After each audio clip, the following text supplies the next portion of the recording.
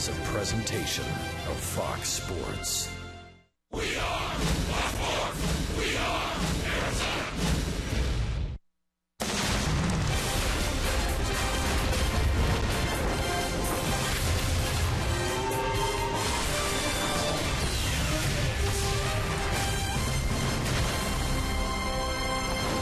A sunny day in San Diego. D-backs looking to keep California dreaming after their win last night. Such a winner's day for the Padres, who had their 3-game win streak snapped.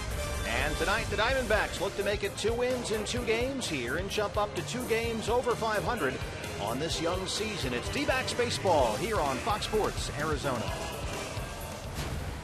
Good evening from Petco Park. Welcome to the broadcast. Steve Berthune and Bob Brenly along the way. The Diamondbacks and the Padres tonight, game 2 of 3 after the D-backs win last night. A game, Bob, in which they did all the little things right. You know, we touched on it in the pregame show in reference to Tuffy and his defense, but the entire Diamondbacks roster has done little things well in the games they've won. Hustle double last night by Ender Inciarte. Got the man on second base. What do? Move him up to third base with less than 2 outs in the inning. Perfect sac bunt by Chris Owings, and then Goldie drives him in with a ground ball to shortstop.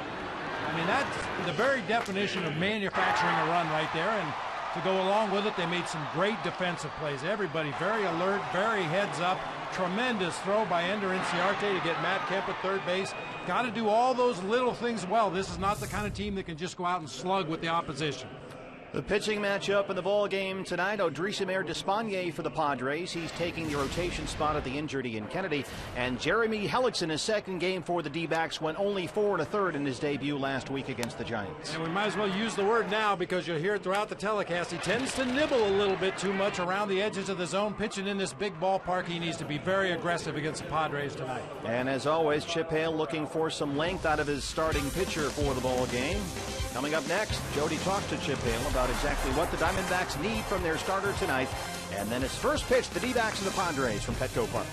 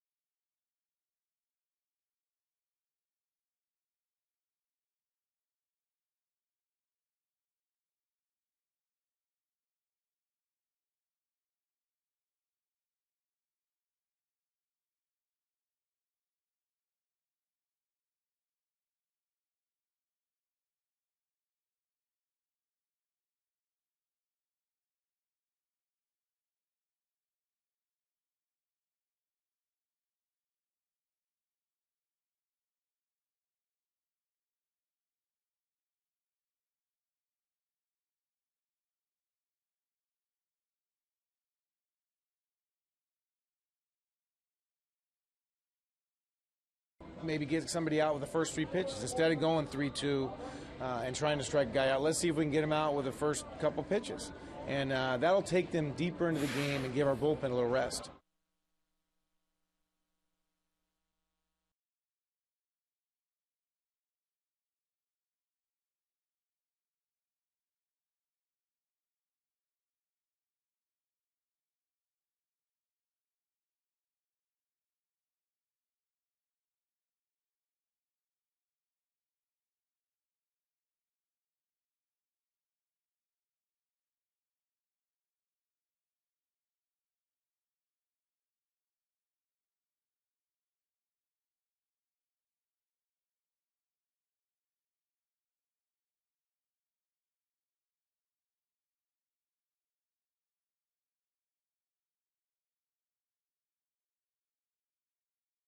Brought to you in part by Cox Gigablast. How will you live the gig life? By Lone Butte Casino. You're in for more winning moments at Lone Butte Casino. And by Jack in the Box. Jack's hottest sandwich is back. Head to Jack in the Box for Jack's Blazing Chicken Sandwich. And welcome back to gorgeous San Diego. Diamondbacks and Padres, game 2 of this 3-game series on this Tuesday night. And welcome back now to Petco Park. Jody Jackson with you. Now, in the first 7 games, the Diamondbacks have had 2 quality starts from their starters. Rookie Archie Bradley throwing a terrific game against the Dodgers on Saturday night in his major league debut. And last night, Ruby De La Rosa going 6 innings, giving up 3 runs. After the game, Chip Hale talked about the fact that, sure, there's plenty to improve on, looking for Ruby to bear down a little more with 2 outs, but it's all about efficiency. And I asked Chip what he's looking for out of all of his starters, including Jeremy Hellickson tonight.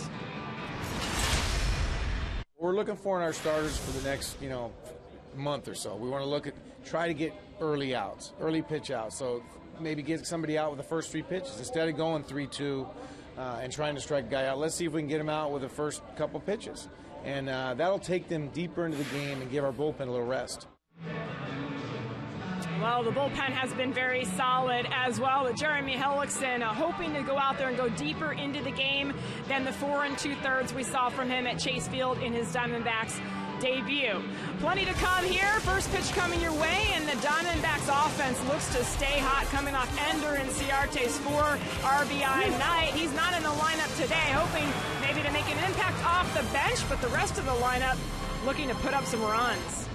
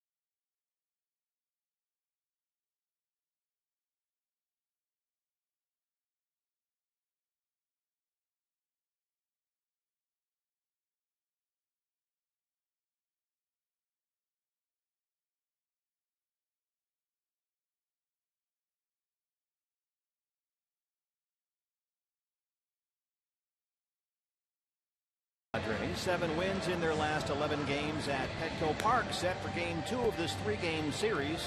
Tonight, Chip Hale and his D-backs face 28-year-old right-hander. It's the Cuban junk baller, Odrisamer Despaigne. His first start of the season. Jake Lamb saw some of Despaigne last year. He throws a bunch of junk. I mean, you just gotta hit that fastball, because he does some things on the mound, and you can't pay attention to that. You just gotta look for the fastball and hit it. Despaigne did not have a rotation spot when the Padres broke camp in Peoria this spring, but he's in there now, taking the place of the injured Ian Kennedy, who's on the DL with a hamstring. Despaigne, in fact, came in for Kennedy last Thursday when Ian left with his injury, and pitched 4 2/3 hitless innings It was the longest perfect relief outing in Padres history. And now suddenly, second week of the season, Bob, he's out there on the mound and back in the rotation. Yeah, Despaigne actually pitched longer than Jeremy Hellickson did in his start. A.J. Pollock getting the start in center field. There's strike one, says Bill Miller, the crew chief, is our plate umpire tonight, and we are underway at Petco Park. A.J. came into the ball game late last night. He walked and scored a run, his only plate appearance. He's at 286 on the year. You heard Jake Lamb talk about the junk that Despaigne will feature. He throws a couple of different fastballs, a cutter and a two-seamer, occasional four-seamer up in the zone, but you'll see a variety of breaking balls from a variety of arm angles. Love to watch him warm up between innings. It's like he's playing catch with his grandfather in the backyard or something. Everything has an arc in it.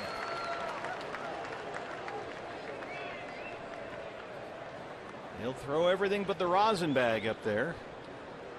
The basic four, essentially, what you see most often. 54 pitches on Thursday in that relief outing against San Francisco. Misses away there. It's 2-2. And a lot of discussion all over the yard and back in the valley about Ender Inciarte getting the night off. And Chip Hale's mantra this spring has been everybody plays. And Chip said he was not going to leave A.J. Pollock out of the lineup 2 nights in a row. And especially considering A.J. has a very good track record versus San Diego. He's hitting nearly .380 in his last dozen games against the Padres. Well, for Ender Inciarte, the computer got him tonight. That happens. Good swing by A.J. right there. Yeah, Ender Inciarte only 2 for 12 lifetime against the Padres starter tonight, while on the other hand, A.J. Pollock 0 for 5. But you got to get David Peralta in there somewhere. He was batting .500 against Despaigne, 4 for 8 last season. And when you look at the numbers that left Ender Inciarte, for now anyway, on the outside looking in. But that's part of the deal, right? You got 4 guys, 3 spots, essentially. And I really like the way Chip framed it. You know, you might not be starting in this ball game because of your numbers against the opposing pitcher, but there will be an opportunity at some point tonight where you could possibly come up with a big at bat, a big pinch run, go in and play defense late in the ball game with the lead. So he keeps everybody on their toes, even if they're not in the starting lineup. 8th pitch of the at bat, and A.J. Pollock works a leadoff walk. So this is the lineup for Chip Hale's D-backs tonight. We've seen A.J. Pollock walk to lead it off. He'll be out in center field, followed by Chris Owings at second base, Paul Goldschmidt at first base, David Peralta in left field, Mark Trumbo in right field. Jake Lamb 4 for 8 in his last couple of ball games, scored 3 runs. He'll be at third. Tuffy Gosawish doing the catching, Nick Ahmed at shortstop, and Jeremy Hellickson on the mound.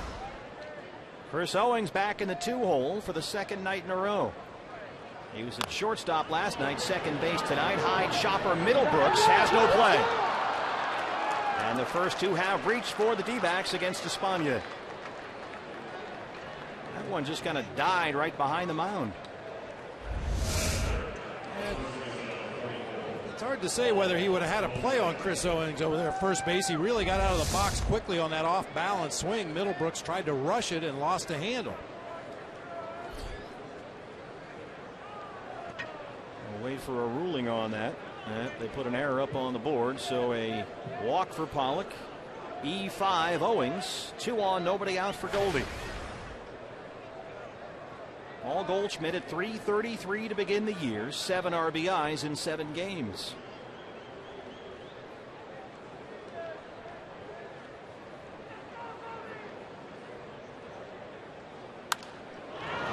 Lifts it out to right. Matt Kemp in front of the warning track. A.J. at second. He will tag and head for third. Well, we talked about it a moment ago, Bob. The little things. Move the runner along. Productive out. Certainly Goldie would have liked to have driven in A.J. Pollock from second base. Maybe both of the guys on base, but at worst, you move him up to third with 1 out in the inning. Sets up an opportunity for David Peralta to possibly drive home the first run of the game. And again, the Diamondbacks going up to the plate, very aggressive, very early in the count, jumping on, as Jake Lamb told us, maybe the first fastball they see. So they're on the corners, 1 down for Peralta, 250 on the year and a homer. David with a pair of hits last night, and back in there in the cleanup spot against Odrisamer Despaigne. This is inside, 1-0. David has hit safely in 10 of his 11 games against the Padres, including 8 in a row. He's hitting over .340 during the streak. His career batting average against San Diego is just under .360.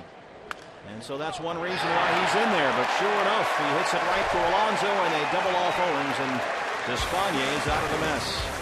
So some bad luck for the Diamondbacks. Padres coming up underway in San Diego.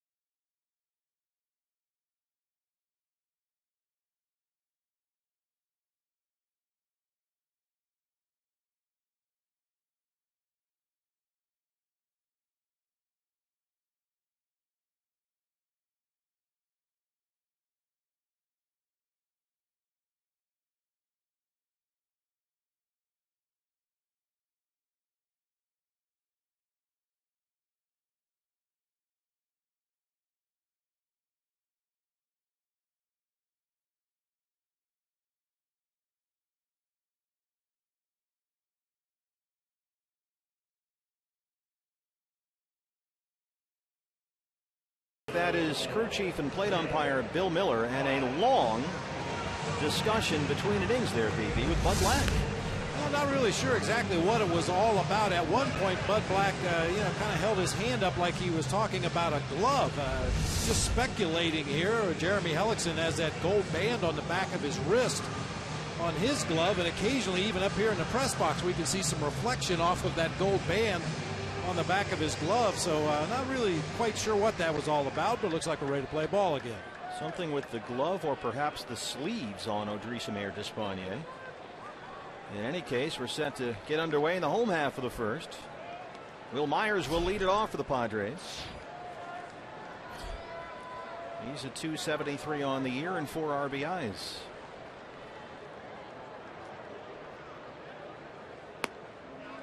Ball one from 28-year-old right-hander Jeremy Hellickson. Another look. See that right sleeve? Yeah, he just took it off. Yep, one of those elastic compression wraps that he had on his throwing arm, and that's a no-no. Bud Black sort of had that look to Bill Miller. Really? This one is in the air to right center field. It's hit a long way, and it's off the base of the wall. Will Myers is in at second with his 4th double this season.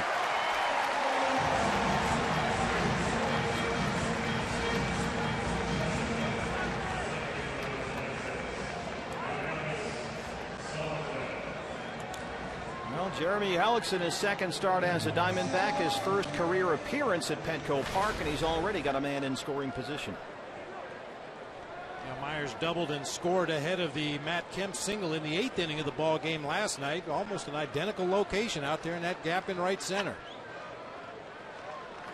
On a Hervey Solarte, and there at second base again. A little nubber, and this could be trouble. This kind of died in no man's land out there. Padres have been on the corners with no outs.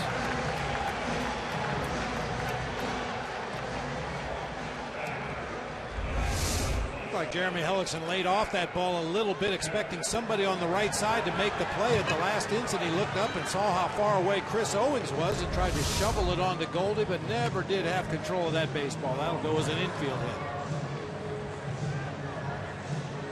And now Hellickson, with Myers at 3rd and Solarte at 1st, has his work cut out for him. It's Matt Kemp off to a .353 start in San Diego. Had an RBI single last night, 1 for 4. And Kemp, as he stands in now, has got 7 hits in his last 13 plate appearances. Coming off a red-hot spring, he hit .370 during Cactus League play with 4 home runs.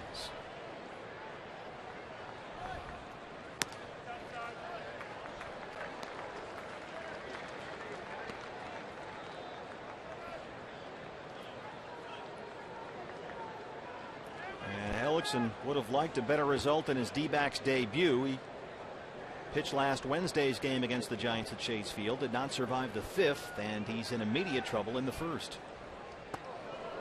Inside, it's 2-0. And the odd thing about that start in watching Jeremy Hellickson last week was this: he really seemed to put that curveball in his back pocket. And the pitch data showed the usual 4-seam fastball changeup mix, some 2-seam sinkers mixed in there, but only 6 curveballs all night long against the Giants. We'll see if he mixes in more curves tonight. There's a strike, 2-1. Occasionally when a guy has a breaking ball, whether it be a curve or a slider, has his 3rd best pitch and he doesn't have a good feel for it, he just forgets about it. Yeah, maybe you throw one in an 0-2 count way out of the strike zone or something like that. Try to roll one up there for a strike 1. But if you don't have a good feel for the breaking ball, just put it in the back pocket. Wait till later in the ball game. Maybe you'll find a feel. Nice pitch there and a hitter's count. It's even 2-2.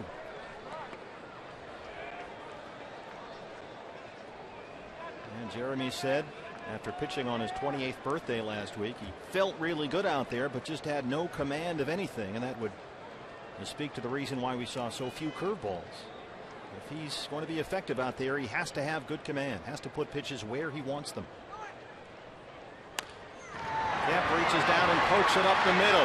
Nick Ahmed, the flip to Owings. The run scores as Myers comes in, and it's 1-0 San Diego. Nice job, at least, of not letting that one get through into center field.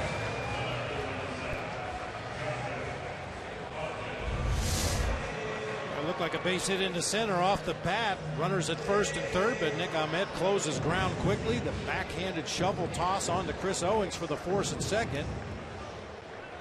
Nicely done. Still have the double play in order here if he can get a ground ball off the bat of Justin Upton. So Myers scores, the force on Solarte. Kemp at first with 1 down for Justin Upton. 300 and a homer on the year.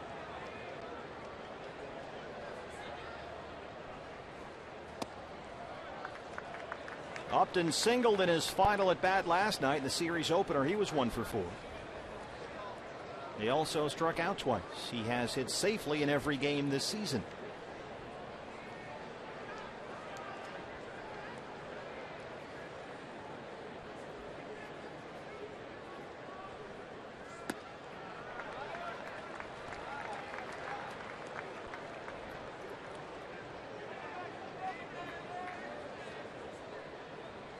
Will Myers, a discussion with bench coach Dave Roberts. Always a good guy to talk to about base running. Hellickson behind 2 balls and no strikes.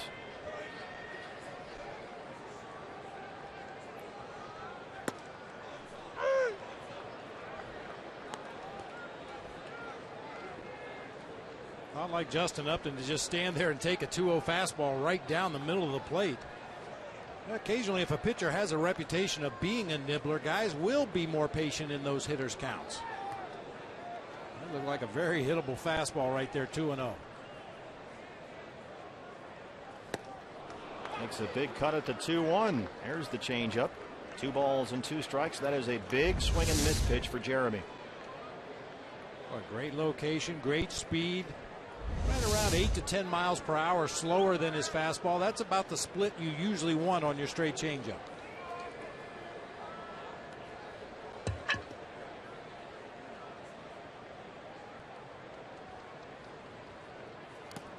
Bounces that one in front of home plate, and it's full. 3 balls and 2 strikes. Tuffy Bob once again. Like a broken record. He just does it right every time. Had a terrific piece on that in our Diamondback Live pregame show. Tuffy goes a wish, and Glenn Sherlock talking about blocking balls in the dirt. 3-2 to Upton.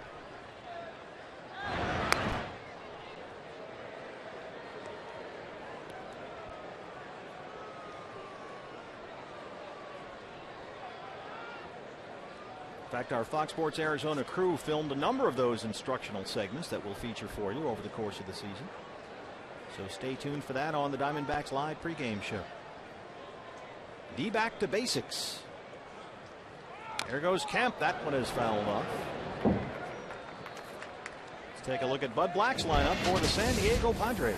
Will Myers in center field again. Jervis Solarte at second base. Matt Kemp in right. Justin Upton in left field. He's at the plate right now, followed by Derek Norris, the catcher. Yonder Alonso at first base. Will Middlebrooks at third base. Alexi Amarista at shortstop. And right-hander Odrisamer Despagne on the mound. And you see those numbers for Upton against the Diamondbacks. Nearly a .350 hitter. 3 homers, 10 RBIs in 13 games. Kemp holds. That one misses inside, and it's ball 4.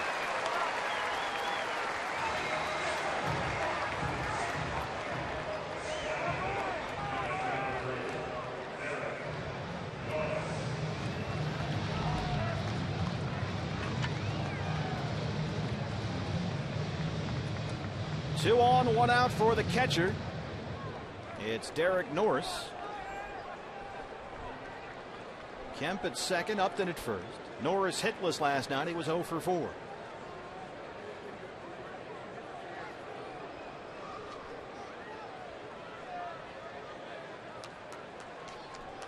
Looking for a ground ball here.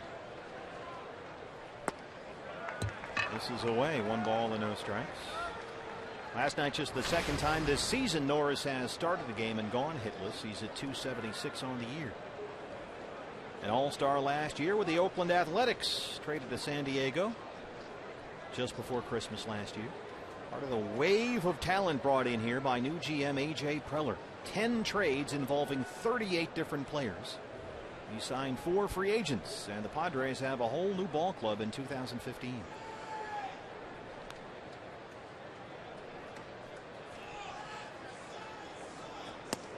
There's a strike, 1-1. You saw Tuffy step out in front of home plate once again. We saw him do it in the ball game last night as well. With runners at first and second, you don't always go after the lead runner if they attempt to double steal. You've got a dead pull hitter at the plate. You got a pitcher on the mound that throws a lot of off-speed pitches. It's likely that Norris is going to hit the ball to the left side of the infield, so you want to leave those guys at their defensive positions. I don't know that the Padres will attempt a double steal, but if they do, look for Tuffy to throw to second base. Try to get the trail runner Justin Upton. Hellickson had Norris out in front, and he's ahead in the count of 1-2 strikes. And this is critical for Jeremy. It's something he didn't have in his last start. Make good 2-strike pitches. And for him, that means burying a changeup in the dirt, bury a curveball in the dirt. Don't give them anything to hit here. It was something that was really lacking in that start against the Giants. A good 2-strike put-away pitch. That's out of play.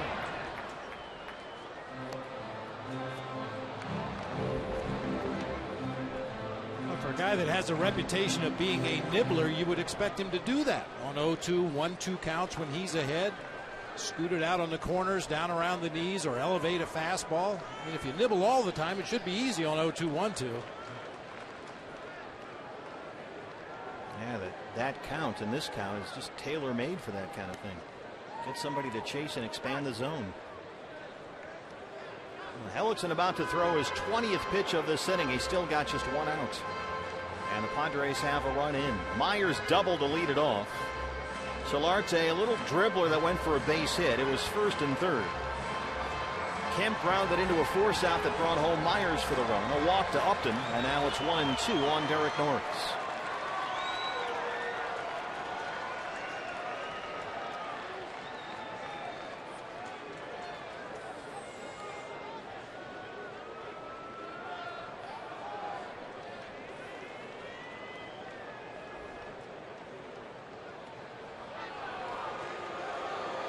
This is another thing that you'll see with Jeremy Hellickson. We've talked about it before. He works very deliberately out there. And given the new pace of game initiative, he will try and slow the game as best he can given new rules. You can see Norris with that foot right on the back of the box. That's a different angle. Kind of cool. Yeah, see where he's located in that batter's box, how close to the hitter the catcher and umpire really are.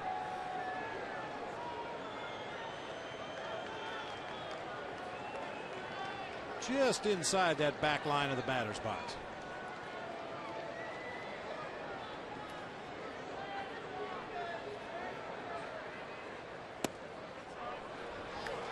Fastball misses. It's 2-2. The funny thing is, to get that shot, our director Mitch Reagan drops one guy off the ledge, and they hold him by the ankles, and he holds the camera.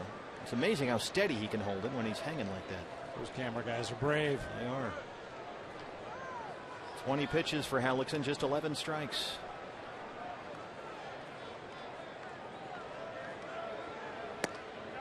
This is away, and it's full. We talked about the lack of a 2-strike pitch. He was ahead 1-2, and now the count is full.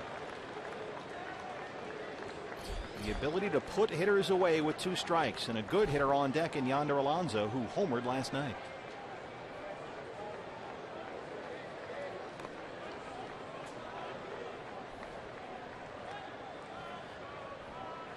Runners hold. Norris gets a piece and stays alive.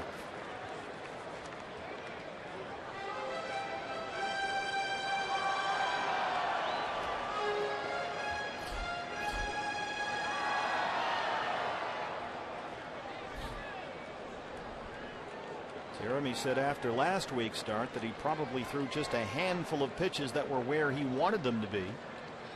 And when he did get ahead of guys, he just was not able to make good 2-strike pitches, and that's been the case so far again here. Another 3-2 to Derek Norris. Drives it to left, and that one gets down in the corner. They will wave Kemp. He will score. They'll stop Upton at third, and it's an RBI double for Derek Norris. 2-0 Padres.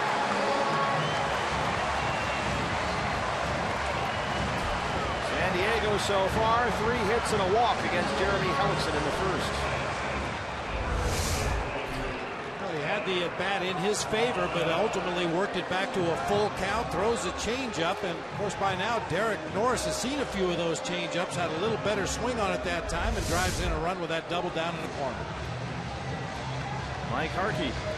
That's another byproduct of throwing a lot of pitches. You basically show the other offense everything you have every inning you're out there. When you're throwing 20, 25, 30 pitches to get through an inning, the opposing team gets a real good read on your arm action, on your release point. That time Norris made him pay on that full count pitch.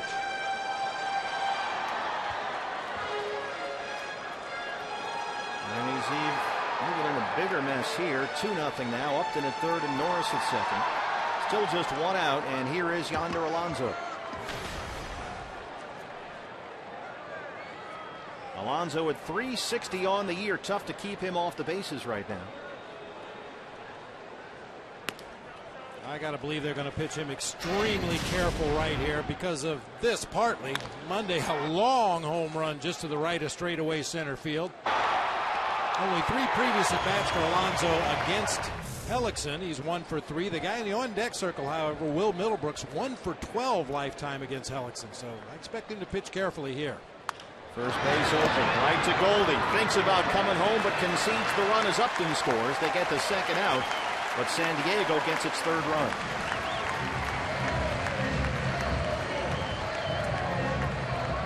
And Norris in at third now with 2 outs.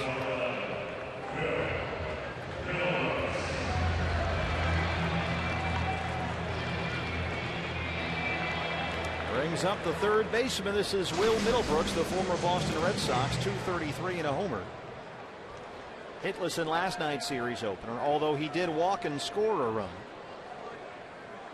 He has it safely in 5 of 7 games with San Diego this year, after coming over in the offseason from Boston. And Middlebrooks is another guy who has seen Hellickson before from their AL East days. Only 1 for 12, as Bob mentioned, with 8 strikeouts.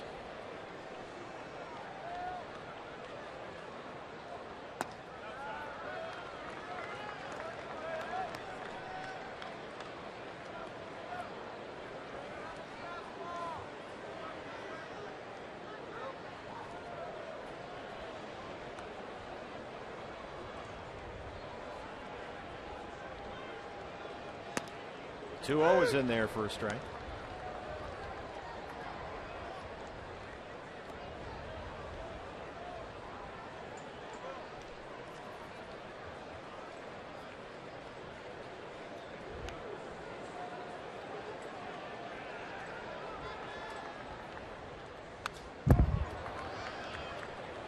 Couple of challenge fastballs right there, back to back, a called strike, and then that foul ball straight back. We've talked about it at length since the beginning of the season. You would think any pitcher on this Diamondback staff, take a look behind you, turn around and look behind you. You've got some great defenders out there that are just waiting to make a play for you. Pitch to contact. And once again, Hellickson gets Middlebrooks to strike out, but the Diamondbacks have some work to do. It'll be an uphill battle in San Diego. They trail it 3-0.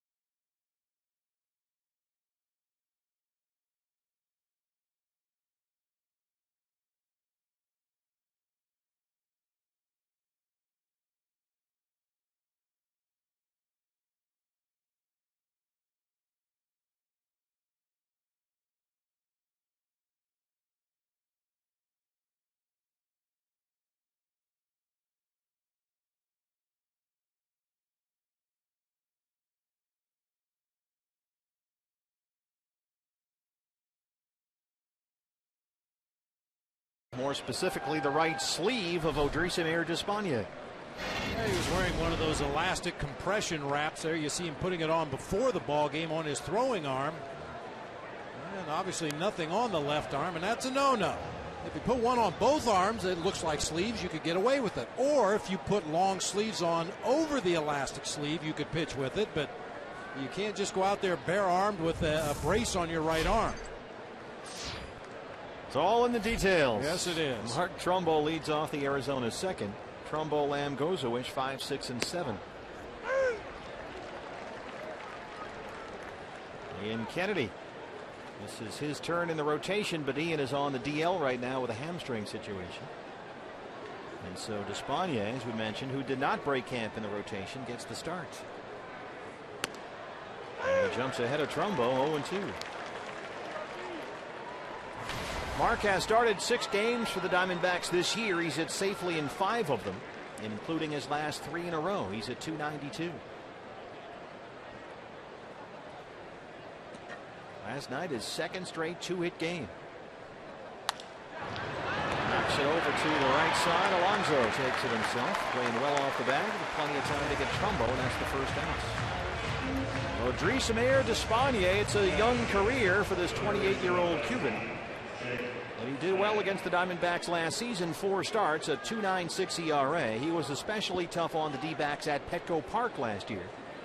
2 starts here, a 1-0 record, a 1.32 ERA. He worked in this park just under 14 innings versus the Diamondbacks and allowed only 2 earned runs. Jake Lamb, the third baseman tonight.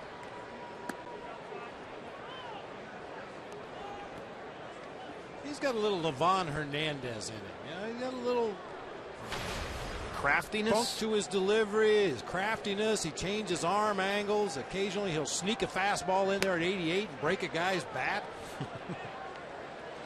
just his body language and the way he goes about warming up between innings. We'll get some video of it next time and show you what he does when he comes out of that first base dugout to warm up between innings. Jake Lamb shoots it down the left field line. That's a fair ball. It's in the corner. And Jake will take the turn and head for second. And Jake Lamb has his 3rd double.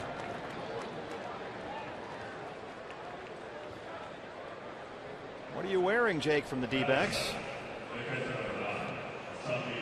Sedona red tonight. Boy, what a great approach.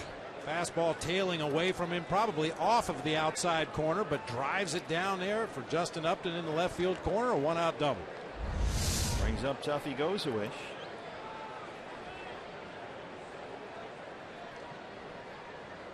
Trying to answer immediately that Padre 3 spot in the bottom of the first. 1-0 to Tuffy, who's at 217. He has hit in 5 of the 6 games in which he's played this year, and he's reached base safely in all 6 games. An RBI single in the 8th inning last night. He also scored twice. Fly ball, right field. Kemp, that's carrying out there all the way to the track. And Jake, who was halfway, goes back to the bag and tags up. That one just kept going over Kemp's head. It's very odd here at Petco Park the last couple of nights. The ball has carried a lot better than we've ever seen it carry before. Yeah. That looked like a routine fly ball to right field. It chases Kemp all the way back to the middle of the warning track by the time he makes the catch. That gave Jake Lamb plenty of time to get back to the bag, tag up, and advance on to third. Need a 2-out hit to get him home. It's Nick Ahmed. Nick off to a 3 for 17 start at the plate. 2 of those base hits, well-struck balls into center field Sunday against the Dodgers. He did not start last night's ball game. Despaigne almost threw it to the backstop to bring in a run. That's why that tag up in advance was big for Jake Lamb, going back to the bag, tagging, moving up to third base. If Despaigne pulls one out of the zone, goes to the backstop, Diamondbacks could possibly score a run without a hit right here.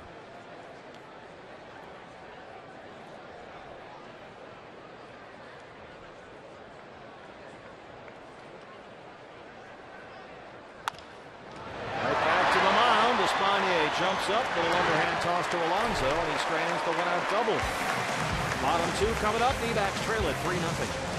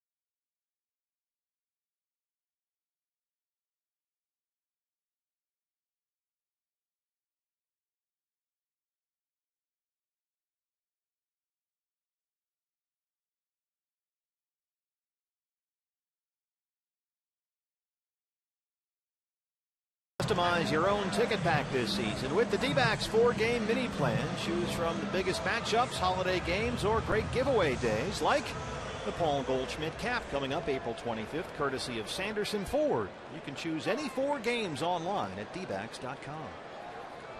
Does it not look like Goldie's hitting left-handed on the front of that hat? That's driving me crazy. Yeah, I think you're right. It looks like a follow-through on a left-handed swing. Have to get somebody to take a sewing class. Well, after a 30-pitch first inning in which he gave up 3 runs, Jeremy Hellickson back out there for the bottom of the second. Alexi Amarista leads it off. 1 for 4 with a single last night. He's at 286 on the year.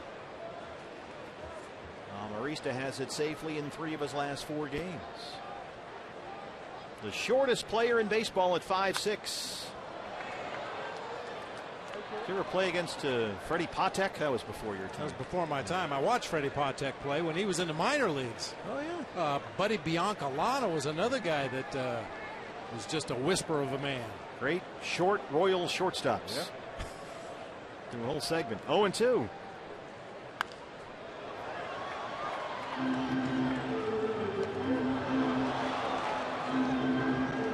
Just a tad out of his range there.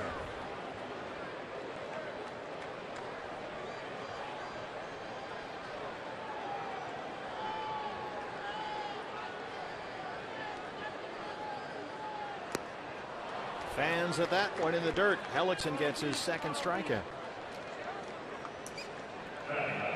That's what we were talking about in the first inning, the ability for Jeremy to put guys away with 2 strikes. Keep it down. Start that curveball right in the middle of the strike zone. With 2 strikes, Amarista's got to be defensive, and by the time he swings, the ball's in the dirt. Another good stop by Tuffy.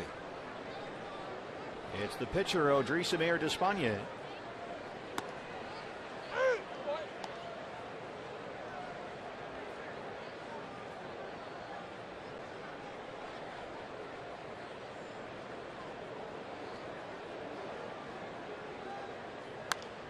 Hellickson gets ahead and stays ahead, now 0-2.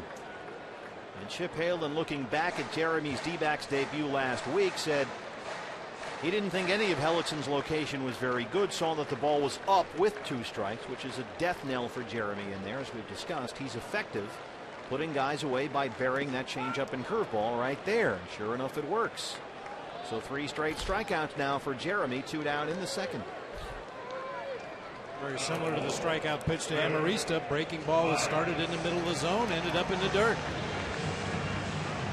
He's got that change up. He's got that good curveball. It swings and misses a weak contact with those pitches, and that's something important to look for tonight. Myers doubled and scored to lead off the ball game.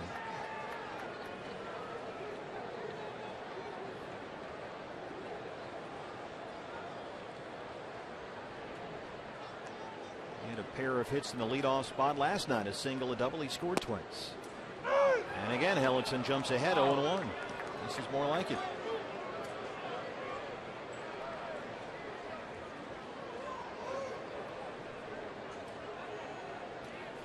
How hard is it, Bob, when the other team puts a crooked number up there against you in the first inning to recover from that and settle in and keep your team in the game?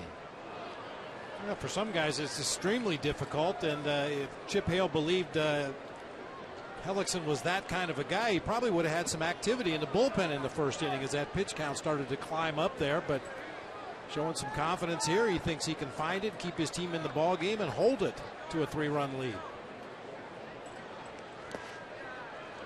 Kept it down there on 0-2. Hellickson is a terrific competitor. He's got some bulldog in him. He'll battle you out there. He's not going to fold up when they put up 3 in the first.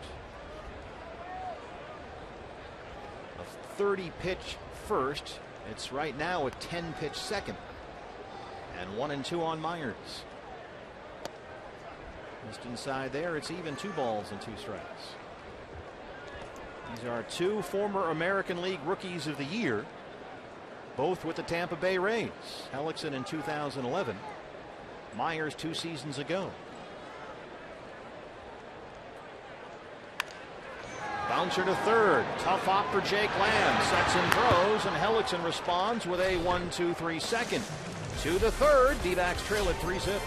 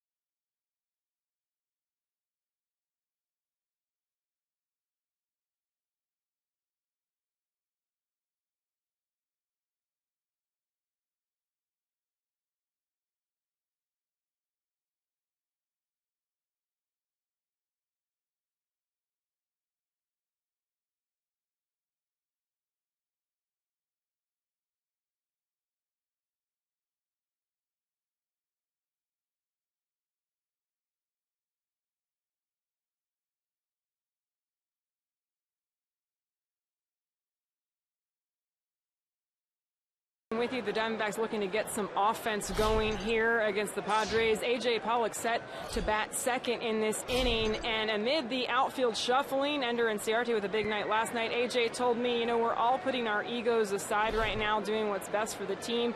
Chip Hale, guys, he said he fretted over it all night today, even came to the ballpark with Ciarte in the lineup and changed it when he got here.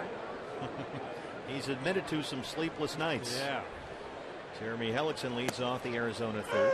I know the feeling. Back in 2001, 2002, I used to have a legal pad, a yellow legal pad, and I would sit in my office for an hour, fill out one lineup after another, look at the matchups, look at the righty-lefties, look at the home and road splits. You look at all the numbers that are available to you and use your eyes, what you've seen recently, who needs a day off, who needs to get in there and get some at-bats, and you just try to put it together as best you can every day. But as I said before, the good thing is Chip told Ender to be alert, be ready. There may be a point in this ball game when they need him. Hellickson chases that one for a strikeout for Odrisamer Despaigne. Well, there is a logic to it. I mean, the first instinct is to have this knee-jerk overreaction. What? Well, how can he not be in a line? You hear that all over the place. But when you look at it, you've got four guys. You got three spots. A.J. Pollock, he's hitting almost .380 in his last dozen games against the Padres. He sat out last night, and Chip said he's not going to leave A.J. out of the lineup 2 nights in a row.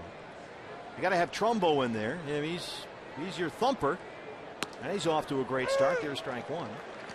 And David Peralta, as we've said, has very good numbers against the Padres, better numbers against Despaigne than does Ender and Ciarte. So even though it went against that instinct to get Ender in there after that big night last night, logic said that this was the way to go.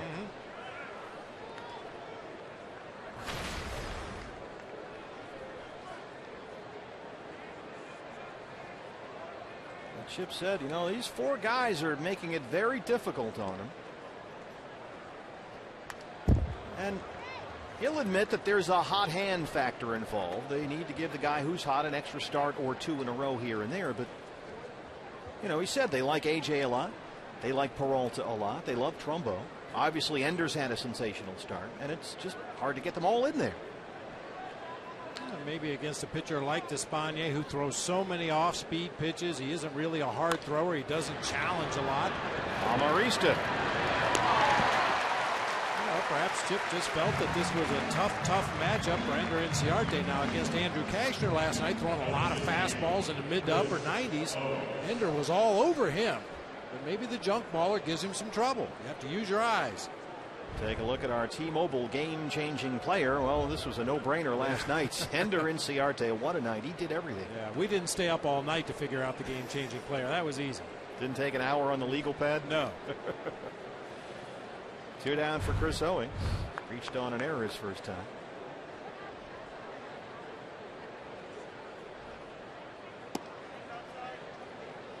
Yeah, another factor to take into consideration when you're making out a lineup is also who do we have coming up? Who do we play tomorrow? Who's the starting pitcher tomorrow and the day after and the day after? How are we going to line them up the next 3 or 4 days? Is there somebody that maybe is going to be left out of the mix?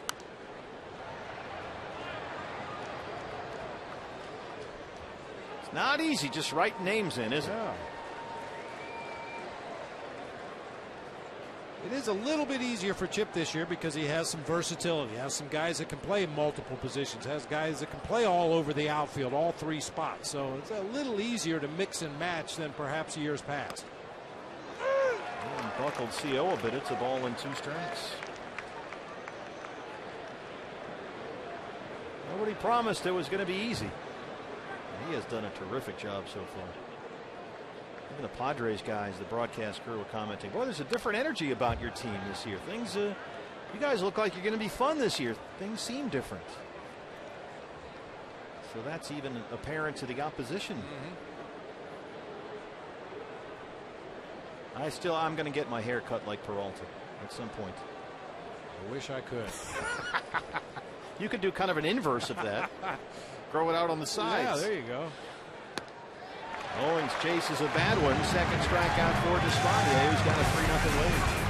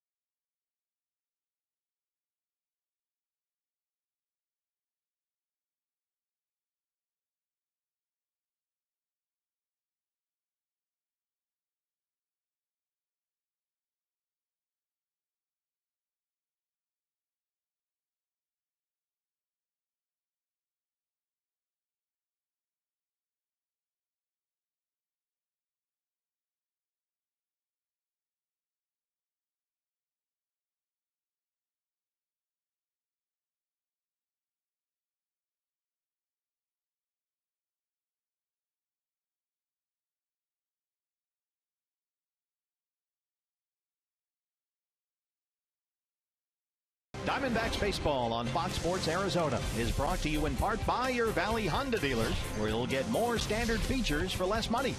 By CenturyLink, your link to what's next. And by Mix One, greatness in, greatness out. Now available at your local Fry's.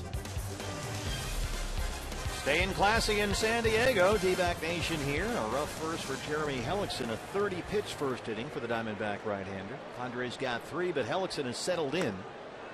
A very efficient second inning. He's retired 5 in a row as he throws strike 1 to Jan Hervis Solarte to lead off the third. Solarte, Kemp, Upton 2, 3, and 4 in the Padre third.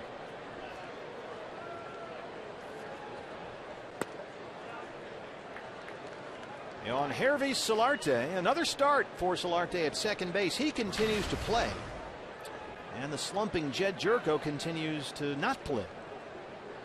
And that's becoming a little bit of a thing here. We saw that toward the end of last year. They couldn't get Jerko figured out. Solarte has stepped in after coming over mid-season from the Yankees in the Chase Headley deal, and he's been a very nice acquisition for Bud Black. Yeah.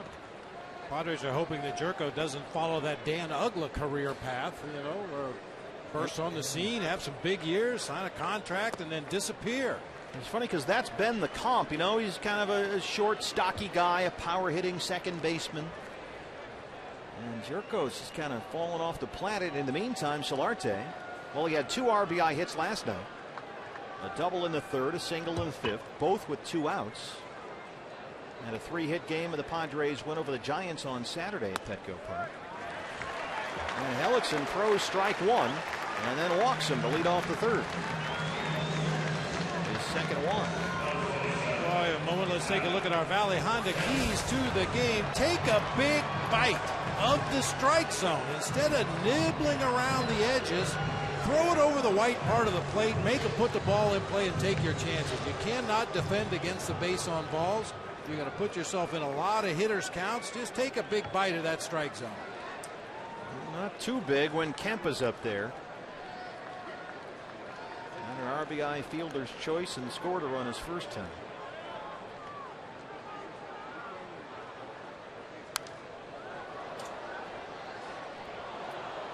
Kemp has been hitting since opening day as a Padre. 3 RBIs in their opener.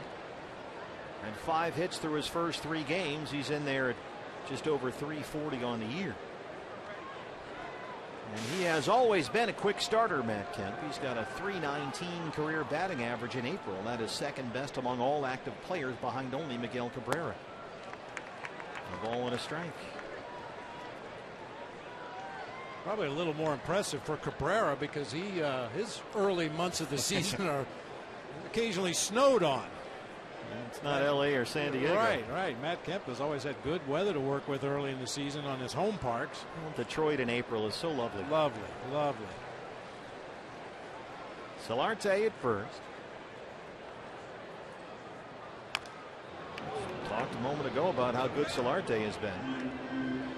Sure enough, 2 plate appearances tonight, a single and a walk. In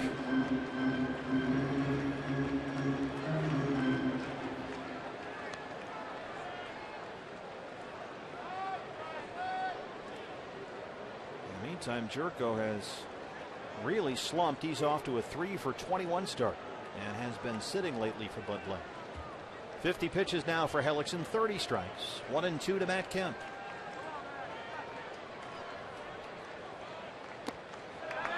Up that one down, but it's a ball, 2 and 2.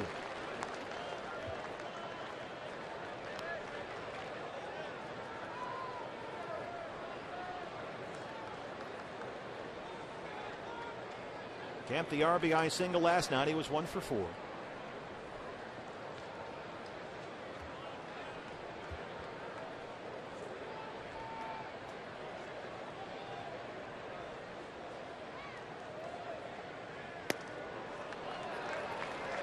This is inside, and it's full, 3 and 2.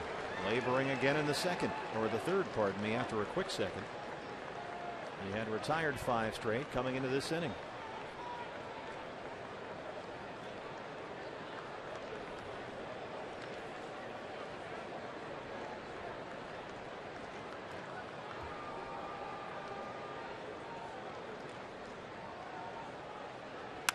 Hard to short and into left. the base hit. First two have reached for the Padres in the third.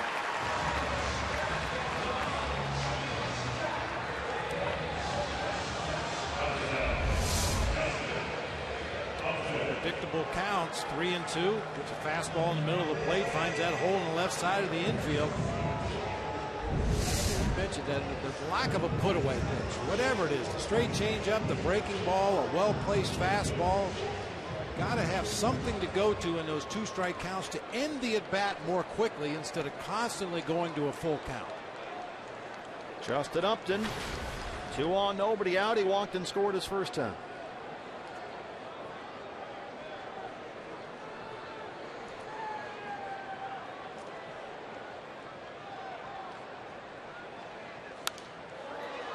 Skies one along the right field line. Goldie gives it a look, but it's in the seats. Well, Chip Hale said the D-backs have seen Jeremy Hellickson when he's been able to just cut teams up with 89, 90 mile per hour stuff using that big curveball and changeup. And now the coaches are just looking for location. Locating is going to be the key for Jeremy. And if he has that, he's a guy they expect will give him 6 or 7 good innings every night. But it just hasn't been the case so far, and Mike Harkey will get the bullpen going. Here's the thing, Bob, with the bullpen. We've talked about the bridge guys they have out there, the guys that can give them 2 or 3 innings, and Andrew Chafin has been terrific. But with this Padre lineup so right-hand heavy, would you hesitate at all to put Chafin in a spot like this, or just, look, you don't have any other choice? When you're talking about a long guy, somebody that you want to give you 2 or 3 or 4 innings in a ball game, I don't think it makes any difference. Just want somebody that'll throw strikes, go right after the hitters, try to stay away from the base on balls. They have Delgado back there, they have Schugel, and they have Chafin, who can give you multiple innings. They'd like to avoid doing that this year with Oliver Perez. One misses, it's 2-1.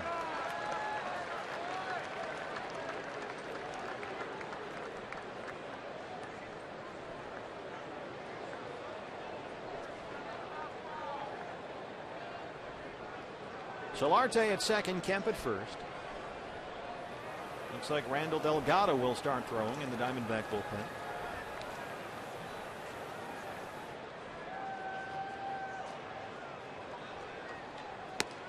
Two one is right there on the corner, 2-2. Nice fastball. That's a really well located fastball, just what you're looking for. Hitters count, throws the fastball, but puts it right out there at the knees on the outside corner.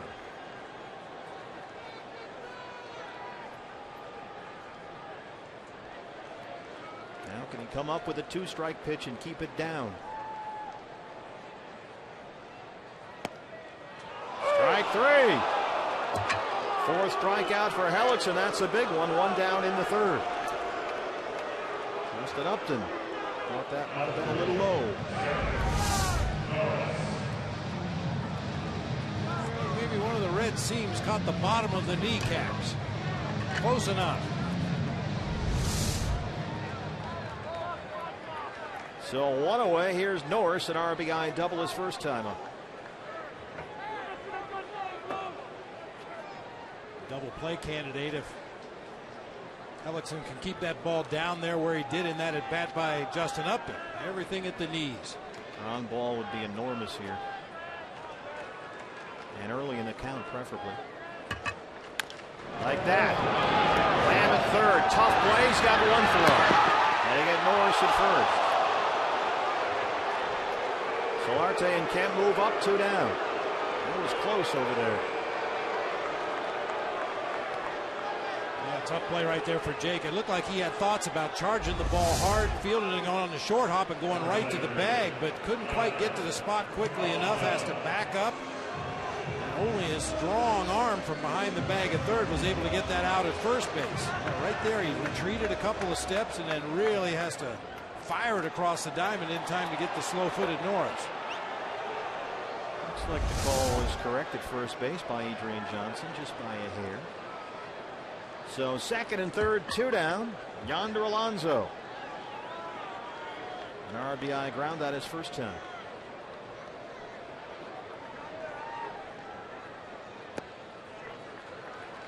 You know, we saw it with Ender Inciarte in the ball game running at third base last night when they had the pull shift on. Ender came about halfway down the line on several deliveries, and right now Solarte's in the same situation. Jake Lamb playing way off the bag at third. He's getting a pretty healthy lead down that line. You see Ahmed, the shortstop, directly behind the bag at second. Owens on the grass, halfway between first and second. 2-0 to Yonder Alonso.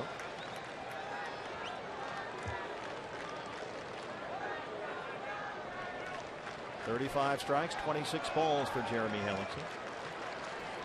They're going to go ahead and put Alonso on right here, not take any chances. He'll work to the right hand, hitting Will Middlebrooks with first base open. And Middlebrooks has a track record of striking out against Hellickson, as we showed you earlier. He struck out in the first. So it's bases loaded, 2 outs. Hellickson and Middlebrooks.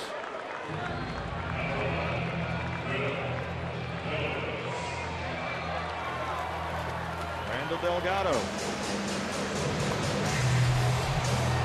That's the third walk for Hellickson.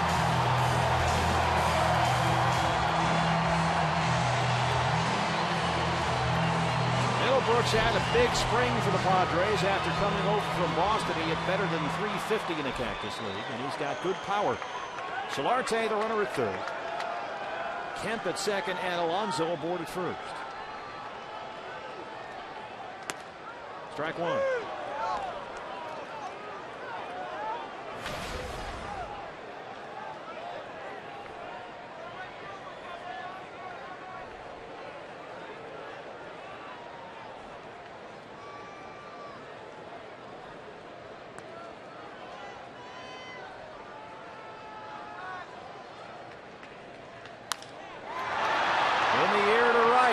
Trumbo has room.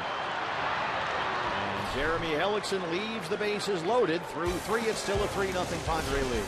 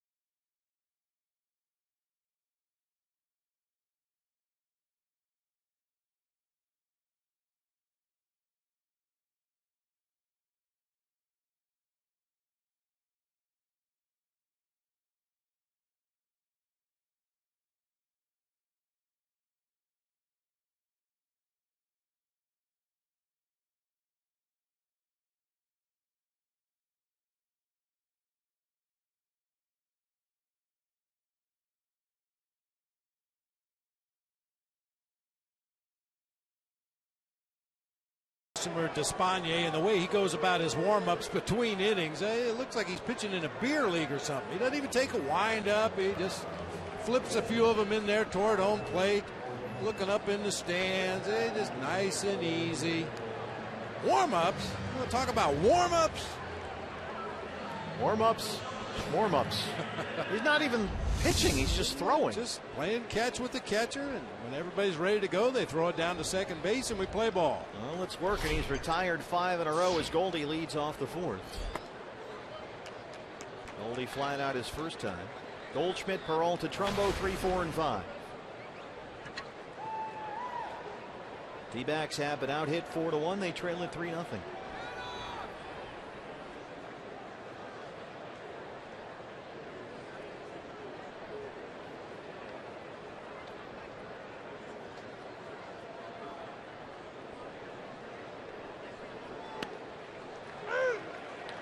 Despaigne made his big league debut last June, just about a month after he signed with the Padres out of Cuba, where he had pitched for Industriales for 8 seasons, made 7 minor league starts for the Padres, and then he was up last June at San Francisco for his big league debut. And in his first game against the Giants, he worked 7 innings of 4-hit ball.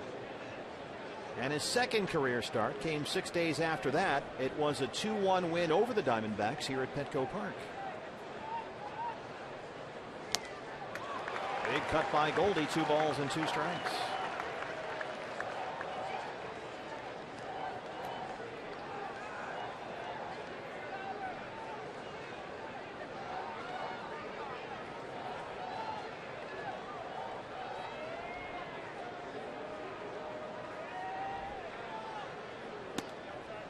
It's full. That's about top end for Despaigne right there. 93 on that last 4-seam fastball. Really tried to blow one by Goldie. That's been his fastest pitch of the ball game. I don't think he'll approach that again the rest of the night.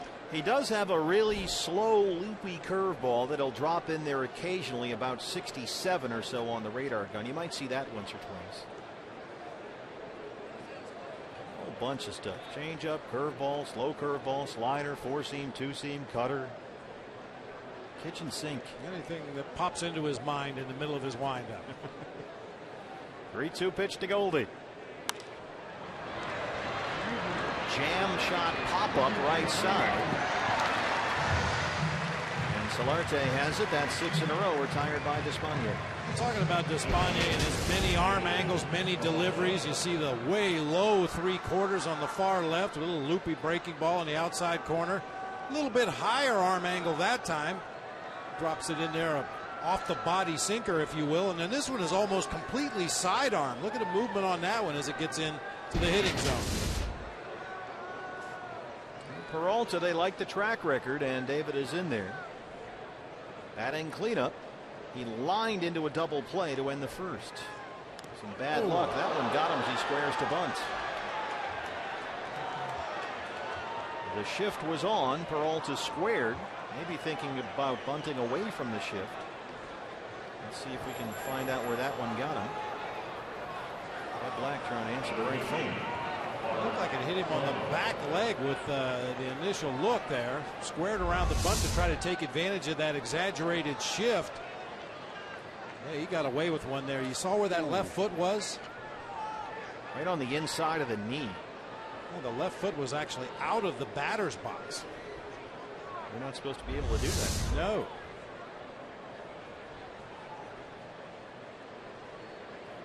A lot of lefties do that to give themselves the proper bat angle to put down the bunt. That back foot gets very close to that inside line of the batter's box, occasionally crosses over, as David did right there. You can review hit by pitch to see whether the ball hit the batter, but you can't really review where his foot was if and when it hit him. Here's Trumbo.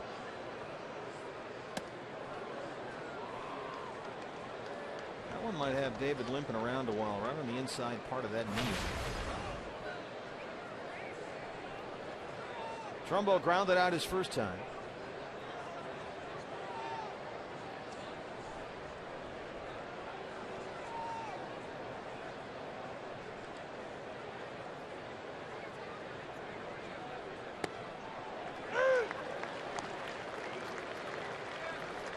Junk ball in there for a strike. Hey fans, anytime the D-backs score 5 runs or more, Taco Bell is giving away 3 free tacos with the purchase of a large drink between 4 and 6 the following day at participating locations. It's Taco Tuesday here at Petco Park, by the way. Fish tacos? Dollar tacos. Stuff. Might be onto something there. Well, we got America's Taco Shop back home at Chase Field. Maybe you and I should schedule a meeting. Yeah, I think we should. Get to know the neighbors, you know. New people move into the neighborhood. Take them over a plate of cookies and sample their wares. Yeah, there they go. $1 a piece. Oh, look at that guy. That guy. Oh, that's a hot one. That is a big league ballpark meal right there. Ballpark steak. Don't get him a napkin. Get him a tablecloth. It's upstairs 2-2.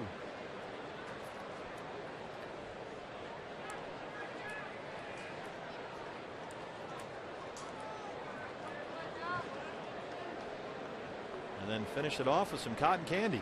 Always a favorite here at the ballpark, especially for the kids. Not only for the kids, but especially for the kids. And then for 3 days afterwards, everything is sticky. Yeah. Nice little short hop stop by Norris behind the plate. It's full on Trumbo, 3-2. That's a pretty nice pick on a curveball that was actually way over in that left-handed batter's box. Yeah, ideally, you shift your weight over and get in front of the ball, but when it's that far outside, you just try to corral it as best you can. It's only 3-0. Despaigne can work himself into a mess as easily as he can pitch well. Lamb on deck. He doubled his last time.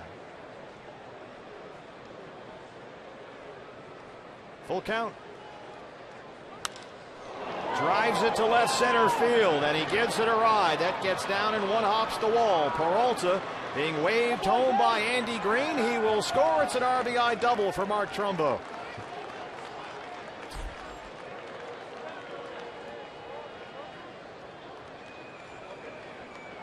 Check how David is running after he was hit. It looked like on the inside of the knee by that pitch.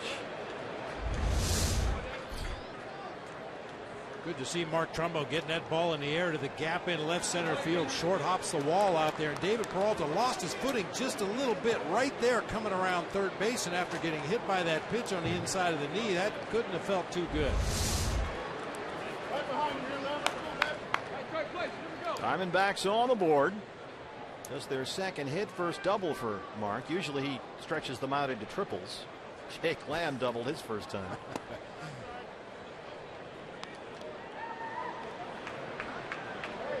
David checking in with Ken Crenshaw. The trainer appears to be okay. He's laughing and smiling. He's not coming out of the ball game. Forget that. They're going to have to tackle him. 4-man rotation. You wait for your turn to get in there and play. I'm not coming out over a lousy bruise. Despaigne suddenly bouncing pitches. He's throwing it in the other batter's box. He's suddenly gone wild as he approaches 50 for the ball game. 1 out in the 4th. Maybe the Diamondbacks can take advantage. Trumbo at second, 1 out. A run in.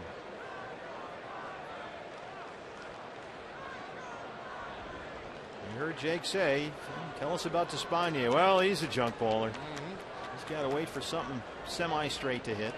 Be patient. See if he gets a fastball on 2-0. Hitting coaches and hitters have a term they use. They want a keyhole against certain pitchers, and that means really narrow your zone down. You got 2 guys on the mound tonight that both have a reputation of being a nibbler. So really narrow down the pitches that you want to offer at. Don't work on the corners. Don't work down at the bottom of the zone. Wait for him to throw something where you're looking for it. And of course, when you get to a 2-strike count, you got to battle as best you can and hit what you see. But up until then, make sure whatever you swing at is something you want to hit. Despaigne cannot find the strike zone. He went 3-2 on Trumbo. Now 3-0 on Jake Lamb. He's at 50 pitches, only 29 strikes. Belts it to second. Solarte smothers it and throws him out. Nice play on Hervey Solarte. Trumbo to third. Saved a run right there. Oh, he's hit hard.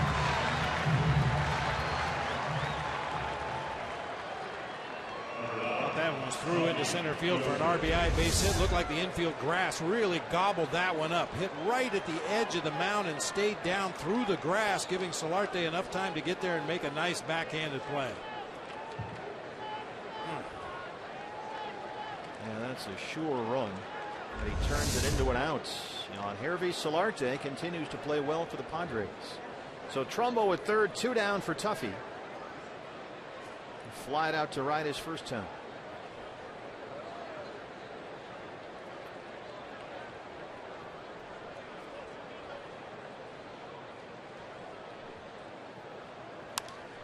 First pitch swinging, pops it up. Norris.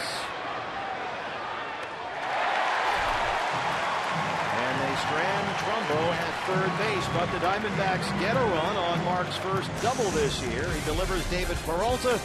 And as we go to the bottom of the 4th in San Diego, it's 3-1 Padres.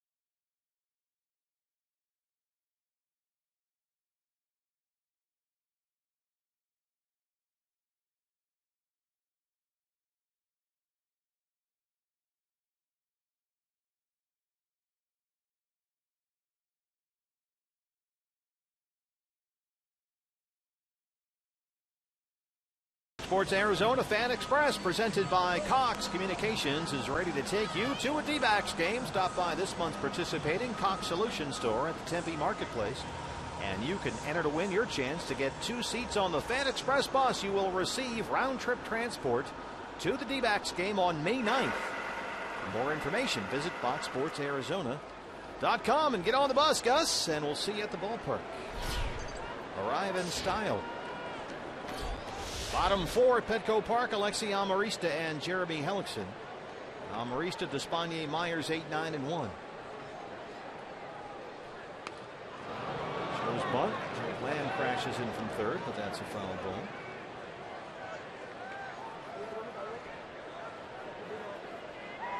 The little ninja, Alexi Amarista.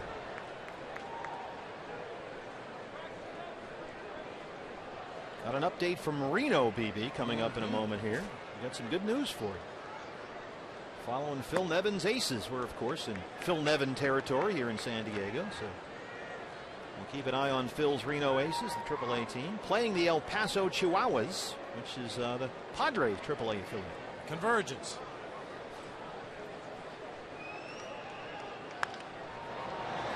Pop up along the left field line. Peralta, long run for everybody. Nick Ahmed makes a nice effort, but can't quite get there. David still looks to be bothered by that left knee. He's limping around out there. Long run for Ahmed.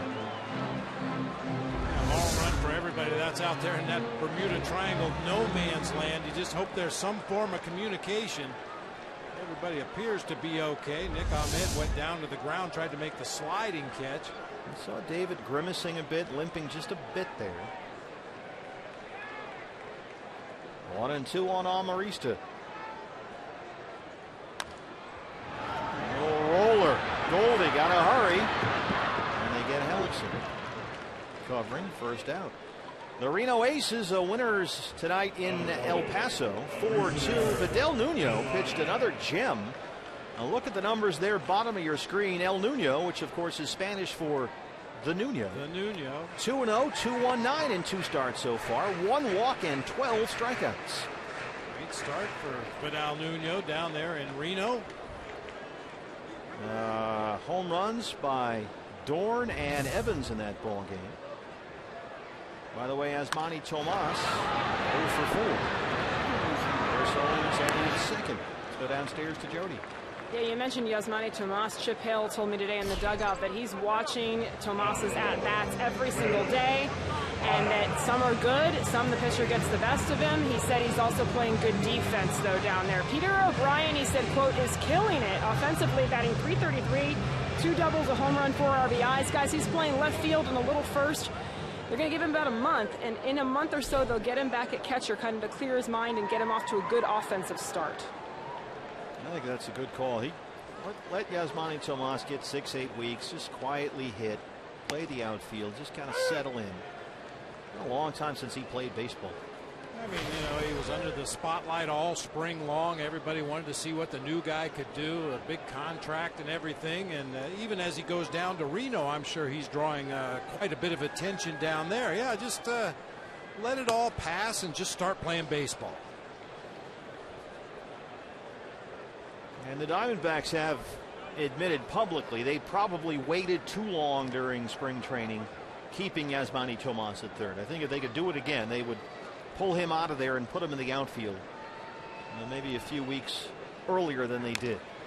Because, and Chip Hale mentioned this, and Dave Stewart, if you keep him in the outfield in spring training or move him there and just leave him, then you give him a chance to compete for a roster spot. If he's at third trying to learn that position, he didn't really get kind of a level playing field on which to compete for a starting spot. And third base appeared to be in good hands with Jake Lamb coming back. Aaron Hill can play third. Cliff Pennington can play third base. In hindsight, maybe it would have been better for the young man to just put him out in the outfield, let him do what he's comfortable doing, let him swing that bat, and then if you want to move him to third base, have him work on it in the offseason, where you can really get out there and learn the nuts and bolts of playing that position. Chip Hale also said they want the offseason to be a period in which Yasmani Tomas also works on his fitness. They'd like to see him a little fitter than he was. A roll over to second, a nice easy 1, 2, 3, 4th for Jeremy Hellickson, who threw 4, trails at 3-1.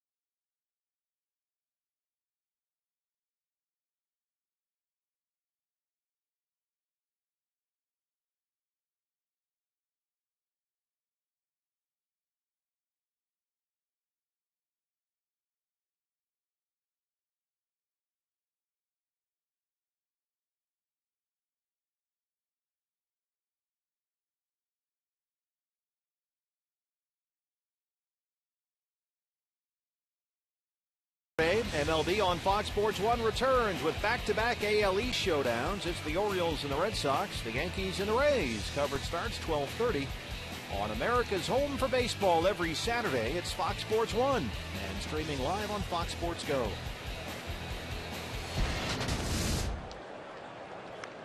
The park at the park.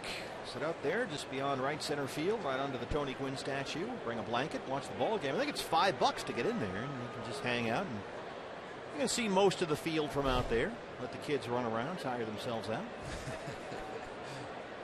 Beautiful night here in San Diego. Right out by the Tony Gwynn statue. Nick Ahmed leads off the Diamondback 5th. Jeremy Hellickson is due up next and just making his way out into the on-deck circle. Ahmed lifts that in the air to left. Justin Upton.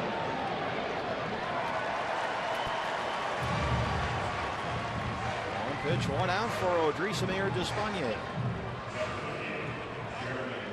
Not sure how Chip Hale feels about it, but in general, when that number 8 hitter makes an out on one pitch, for me, the pitcher's got to take until he gets 2 strikes. You've got to make that opposing pitcher work. I mean, Jeremy Hellickson's not going to go up there and hit a first pitch home run. Make Despaigne throw some pitches here. Quick one pitch, one out. Take until you get 2 strikes. Well, we saw in the first inning Chris Owings and Paul Goldschmidt swing at the first pitch against Despaigne. We saw Tuffy pop up on the first pitch with Trumbo on third to end the 4th. Ahmed swings at the first pitch to open up the 5th. So that may be part of the plan of attack. And there are your 2 strikes. Didn't take long to get to 2 strikes. Back with you tomorrow for the series finale. And tomorrow, of course, is Jackie Robinson Day. We'll have the ball game for you from Petco. Brandon Morrow, the former Mariner and Blue Jay, goes for San Diego, and Chase Anderson for the Diamondbacks. And then Thursday, we open up the first of 4 in San Fran, BB. How about Archie Bradley and Madison Bumgarner? Must see. Holy Toledo, is that a ball game? Hellickson will go Sunday against Tim Hudson in San Fran. A little flare to center. Myers is there, 2 down.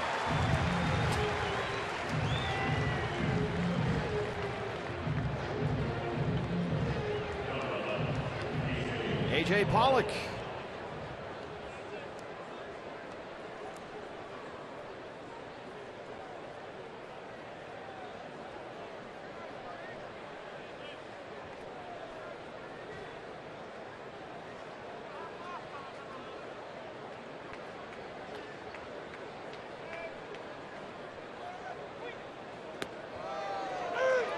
There's that little 67-mile-an-hour curveball. He was right on the number. His average speed on his curveball last year was 69, which means he threw a lot of them that were less than 69 miles per hour. This one just floating up there at 67. He's the definition of the junk ball. And you know, he's 28 years old. He just turned 28 about 10 days ago. And you get the feeling he could pitch like this for another 15 years. Be one of those guys, you wheel him out there in his mid-40s, he'll still give you 5 innings.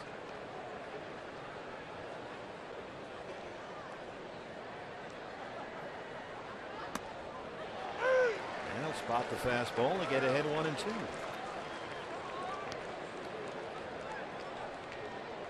AJ has walked and grounded out 0 for 1.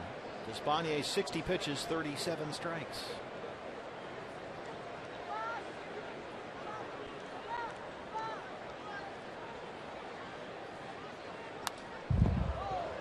AJ was ready for that fastball as Norris set up down and away. It stays 1-2. I keep coming back to a comparison with Livan Hernandez. He was a guy that didn't care if he walked the bases loaded, had no concerns with pitch count. It didn't matter to him. You give him the ball to start the ball game. He expected to be in there in the 7th, 8th, maybe the 9th inning. 150, 160, 170 pitches made no difference.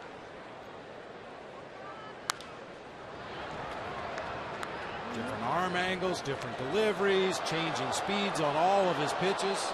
Very similar in style.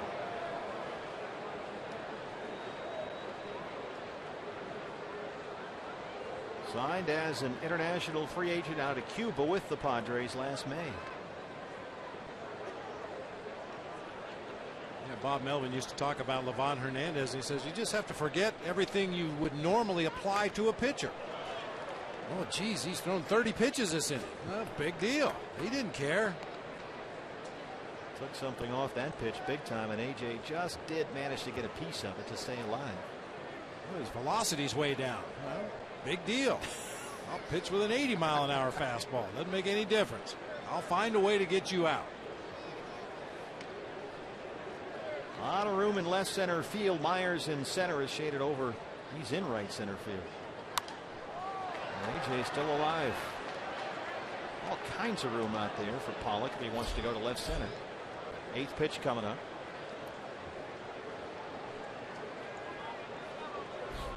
A somewhat lengthy at bat here by AJ, which kind of makes up for the 1 pitch, 1 out by Nick Ahmed to start the inning. Jeremy Hellickson did his best to try to work the count, and now AJ making Despaigne work a little bit. You see Myers in your picture there, standing in right center field. Up the middle, Amarista behind the bag. Despaigne's now retired 5 in a row. He leads at 3-1.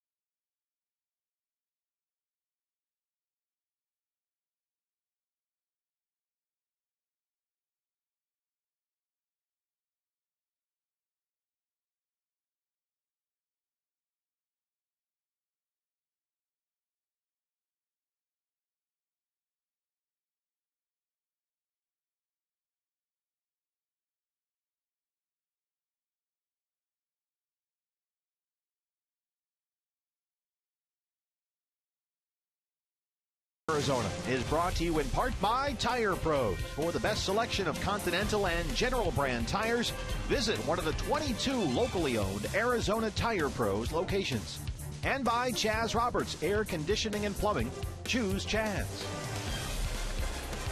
Gaslamp District in San Diego, bottom 5 Petco Park. Diamondbacks trail the Padres 3-1 on Hervey Solarte leads off the San Diego fifth. He has singled and walked. Solarte, Kemp, Upton 2, 3, and 4 against Jeremy Hellickson, who's been a roller coaster tonight in terms of the pitch count. And look at that, a 30-pitch first, during which the Padres scored 3 times, but he's coming off a 12-pitch second and a 10-pitch fourth. He's retired 4 straight. Solarte lifts this out to center, playable for Pollock. 5 in a row retired by Jeremy, 1 down in the 5th. I mentioned the curveball. How about that? Only 6 total curveballs in 4 1/3 against the Giants last week. Bob, it seems like he's got a little more faith in that pitch tonight. Yeah, and we were talking about it before the ballgame. The curveball tends to break a little better here in San Diego because of the heavy marine layer you get late at night. The ball has a little more to bite against. Takes the break a little better than it would perhaps in Phoenix or someplace where the air is a little lighter. So maybe that's why he's throwing more curves tonight. Matt Kemp. He has singled. He's got an RBI. He scored a run.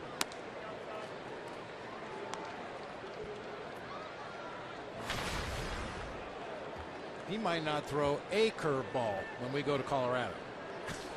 Yeah, I'd work that fastball changeup. That works so well for so many Rocky pitchers like Jorge De La Rosa, that combination. There's the fastball for a strike at 90. That's right about where Jeremy lives in terms of the velocity. Rockies, a new regime looking for guys. They want all their young pitchers to have that fastball changeup combo. Just work with those 2 pitches. I think that's going to solve their starting pitching problem. It's plagued them for so long. But a good start here for Jeremy now at 80 pitches, 48 for strikes. Solarte flies out. Now he's ahead of Kemp 1 and 2. And let's go back to the theme of the put-away pitch. Making good 2-strike pitches. The changeup and the curveball here in this spot and keep it down.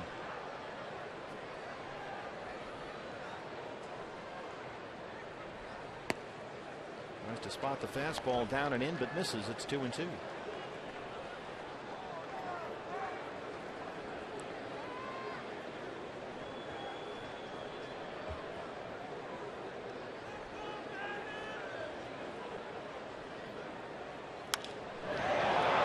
Left field, Peralta. He's a fly ball pitcher, Jeremy Hellickson. That'll work in this ballpark. 2 down. He's retired 6 straight.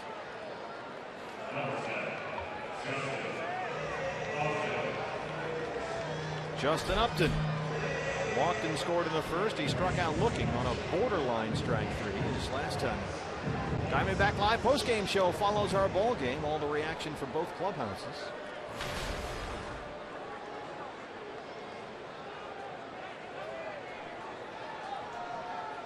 Upton has hit safely in every game this year. He drives it to left. Peralta will watch it go.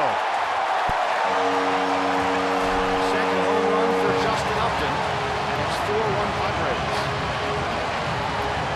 That's his 4th career home run in 14 games against the Diamondbacks.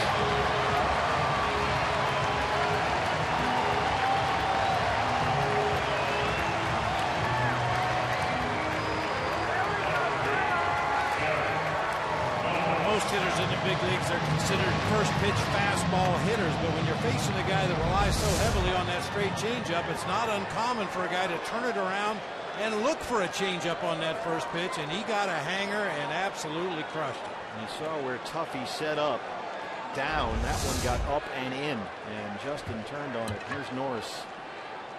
RBI double in the first. He's 1 for 2.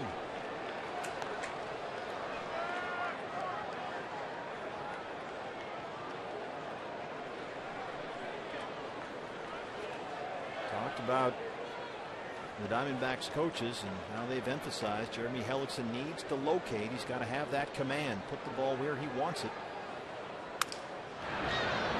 Back to the mound, and this will do it. But the Padres get one more. Second homer of the season for Justin Upton. Through 5, they lead it 4-1.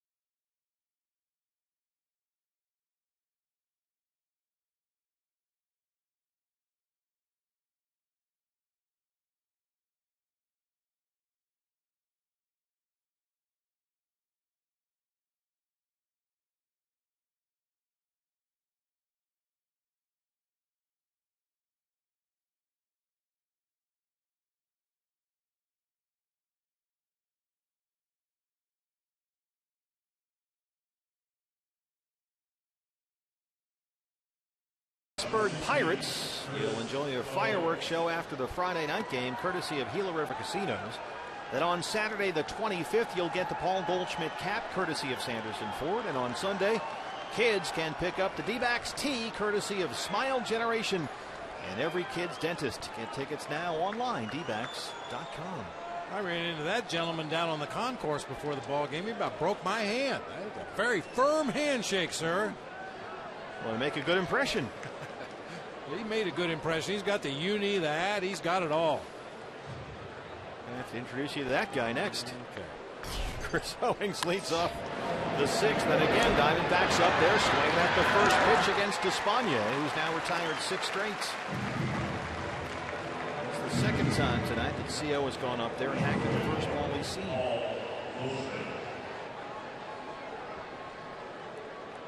Well, Diamondbacks have won 5 of their last 6 over the Padres, 7 wins in their last 11 in this ballpark, but they trail it 4-1. And here's Goldie, who's 0 for 2.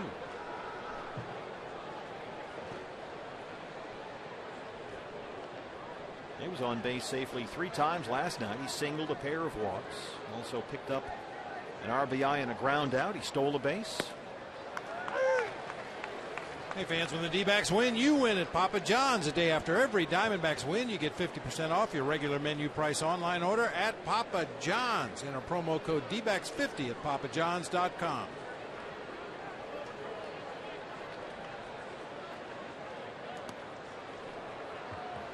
Goldie has reached base safely in 16 straight games against the Padres. And like many of the best hitters in the game, he's never exactly crushed it in this ballpark, but he has homered 5 times at Petco Park. 27 career games. He's hit about 260 here. There's that 65 mile an hour that time. 2-1. I wouldn't mind getting in there and taking a few hacks at that thing. Probably break something.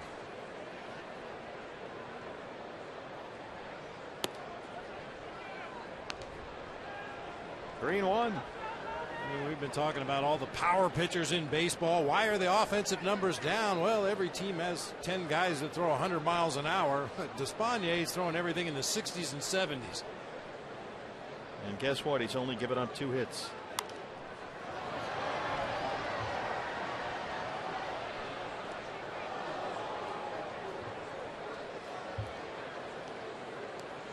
Should have let him keep that sleeve on back in the first inning. We talked about Chip Hale and Mike Harkey's reasoning in sliding Ruby De La Rosa between Cole Mentor and Hellickson. And I think you could say the same thing for Bud Black and Despaigne. Now, he is filling in for Ian Kennedy, who's on the disabled list right now, but you follow the hard-throwing Andrew Kashner with a guy that can barely break a pane of glass. And then you got Morrow going tomorrow. He's a hard thrower. Quite a contrast. 3-2 to Goldie. Strike 3.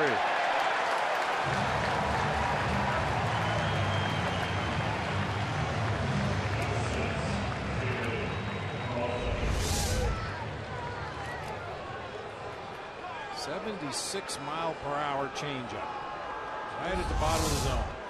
Dropped it in the back door there. Here's Peralta, who was hit by a pitch and he scored the Diamondbacks' only run. That was back in the 4th. Came in on the Trumbo RBI double.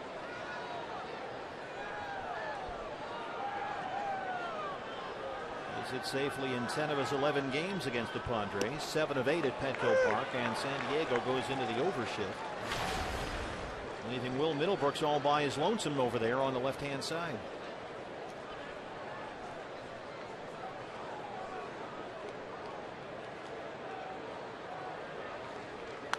And he hits right into the shift. So I 10. Boy, Odrisamer Despaigne rolling along. A 9-pitch 6th. He has retired 8 straight Diamondbacks. He leads at 4-1.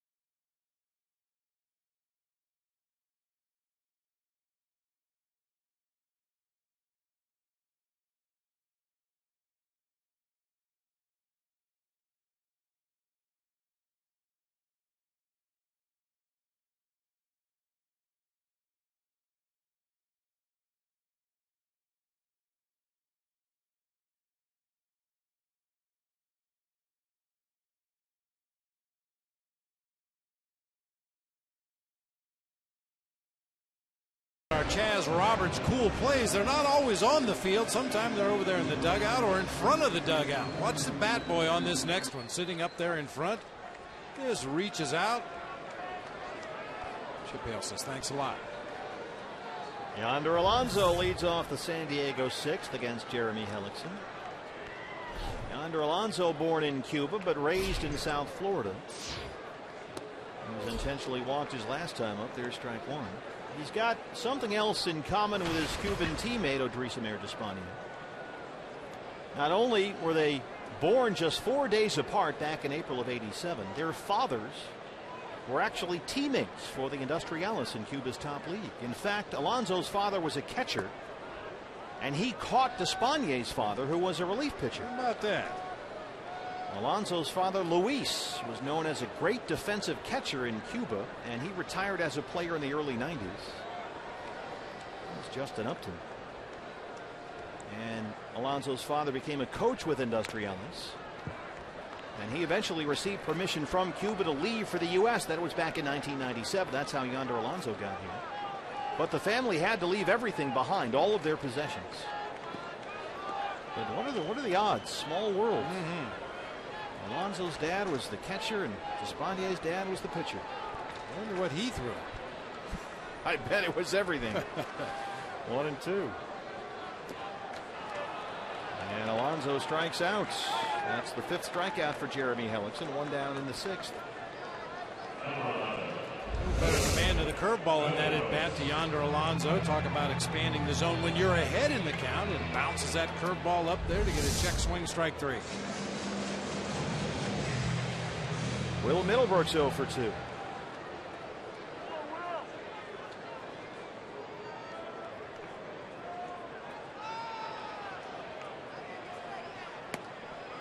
And strike 1. In fact, I mentioned that Yonder Alonso, born in Cuba, came over to this country. The family left for the U.S. when he was 10. They stole away on a private plane.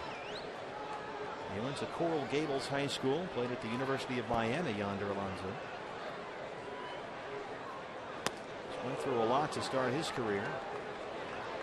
He was a baseball star in college. He was a very high draft pick, a first-round pick, the 7th overall by the Reds. But he would play baseball at the University of Miami for the Hurricanes, a big star. And when he was done with baseball after practice, he'd work nights with his father cleaning office buildings in Miami.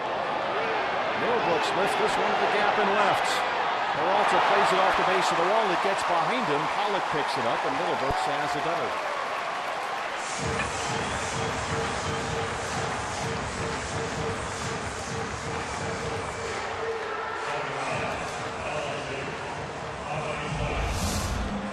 Found the hot spot for Will Middlebrooks, down and in. That curveball.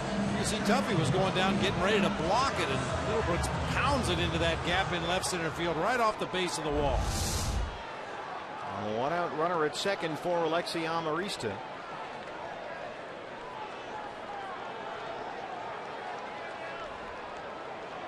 So Middlebrooks has now hit safely in 6 of his 8 games as a Padre. And Karki checks the binder. Amarista comes up 0 for 2. Oliver Perez will start throwing. Randall Delgado had been loosening earlier in the ballgame.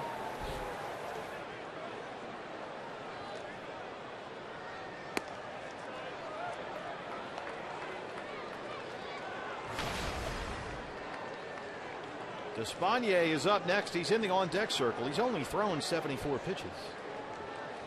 And he's retired 8 straight. So they will keep him in the game, it looks like, at least for this point. Bouncer to first, Goldie. Middlebrooks in at third now with 2 outs, and Despaigne comes up.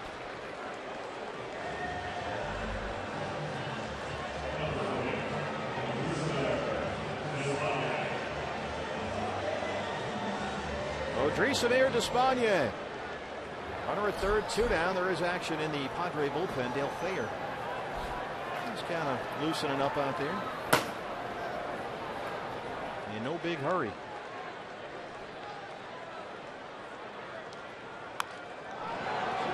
The fist. Ahmed has to hurry. And they strand the one-out double through 6. D-backs trail at 4-1.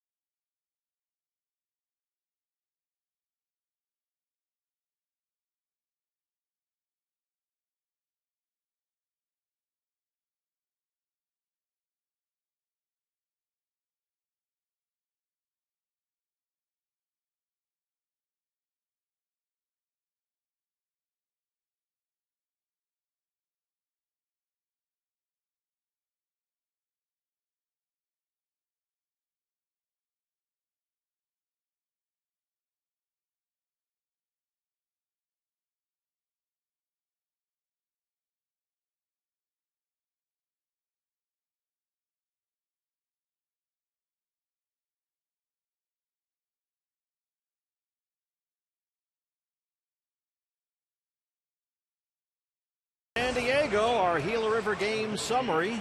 The Padres lead the D-backs 4-1 as we start the 7th. San Diego with 3 in the first against Jeremy Hellickson, who had a rocky first. And in the meantime, the Diamondbacks having problems solving the riddle that is Odrisamer Despaigne. 4 starts against Arizona last year. His ERA was under 3. They gave him a 3-spot early, and he has made it stick. He's given up only 2 hits. One of them marked Trumbo's RBI double in the 4th. And Despaigne here, as he starts the 7th, has thrown only 74 pitches. He's retired the last 8 he's faced. Justin Upton, his 2nd home run of the year, has made it 4-1, and that's where we start the 7th. Trumbo, Lamb, Gozowish 5, 6, and 7 for the Diamondbacks. Mark 1 for 2. The RBI double his last time up. Looks at strike 1. Taking all the way that time.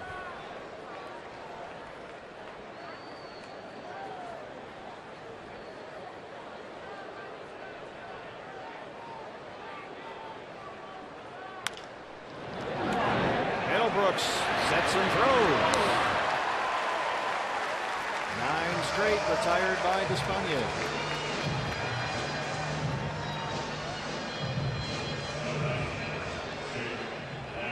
Jake Lamb 1 for 2. He's got the other D-backs hit, a double with 1 out back in the 2nd.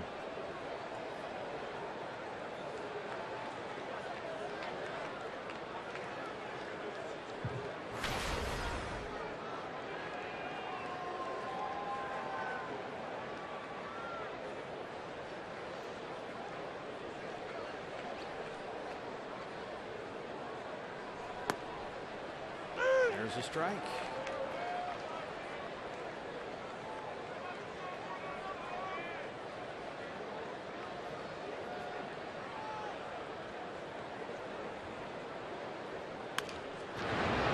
Slow roller. Solarte at 2nd. 2 up, 2 down. Here's Jody. Tuffy Gozowish here batting 3rd this inning, but he did receive a warning from the league. Ender and Ciarte did as well, but I asked Tuffy about it. It was a game where he was leading off the inning, coming off the field with all that catcher's gear. Took him a little bit of time, apparently too long, and he said he was surprised to receive such a warning. He said he doesn't know what will happen, but he's hoping maybe there'll be some leniency for catchers who are leading off. His understanding is warnings this first month, but fines coming later, so it could get pricey. He's hoping to have to watch out for that, maybe have to do it a little bit quicker, guys. Well, the rules say that there would be no fines imposed in spring training and in April, but they would send letters of warning out, and then in May they start charging you. Give everybody a grace period, baby. Get used to the new rules. Yeah, and I thought catchers and pitchers, when they're on base to end the inning, I thought there was a little grace period there because, like Jody said, Tuffy's got to get back into the dugout, put all that gear back on again. Most of the time, you don't even get back up behind home plate quickly enough to catch any of the warm-up pitches. So I was under the understanding that pitchers and catchers have a little bit of leeway. And he was, too. And Tuffy said that, look, he's sure that officials from the major league offices are still feeling their way through the application of these new rules, or at least they should be. And he said he's not sure if there's a way to fight it or not, but if he thought a fine was undeserved, he would try to appeal if he could. Because, as he said, it can be a lot to ask you to get the catcher leading off. You got to get in there, get the gear off, then go grab your helmet, your gloves, get in the on-deck circle, put some pine tar on that bat, maybe a weight, take some swings, go and hit, all while the clock is ticking. Now that's a lot, and he draws a 2-out walk. That ends a stretch of 10 straight retired by Despagne, his second walk tonight. Brings up Nick Ahmed, who's 0 for 2.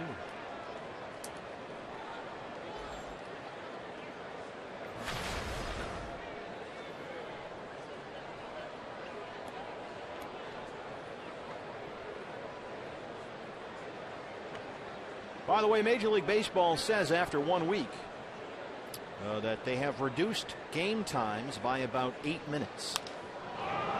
Ahmed lifts this one to left. Upton easy play. And Despagne strands the 2-out walk. Stretch time at Petco Park. Diamondbacks have only 2 hits and they trail it 4-1.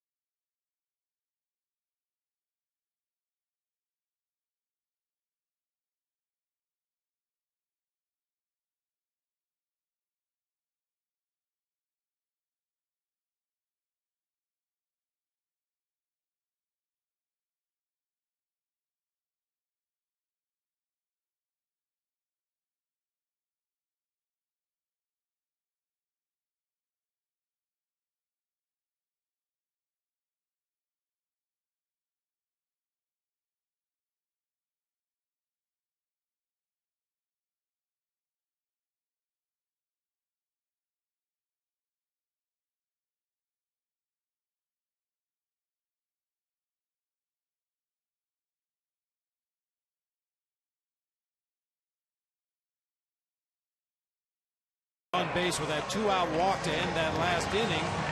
And now he's got to run back in the dugout. Already put his hat on backwards. Hit the shin guards. No time to analyze your at-bat or what pitches you saw or anything like that. Are we going to go to the bullpen here? Who's leading off the inning for the Padres? You don't have time for any of it. Get your gear on as quickly as possible. Here's a cup of water if you have time. And that clock is ticking the whole while, and it's still ticking down. As Will Myers gets in the box, and there is the time. It just expired. This is real time. The big picture is Will Myers fouled that one away, and Tuffy in the meantime on tape is still going.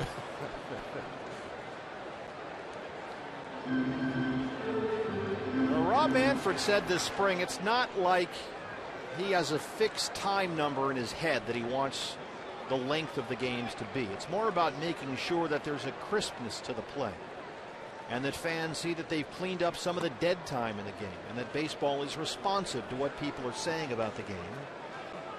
That's what all this is about. It's not so much about shortening the length of the game. Well, that's part of it, but it's more, as they say, about the pace of the game. Boy, that's a whole production. A minute and a half just to get back out there. And you're right. Now, okay, now what are we doing? What inning is it? Who's pitching? Who's up? What?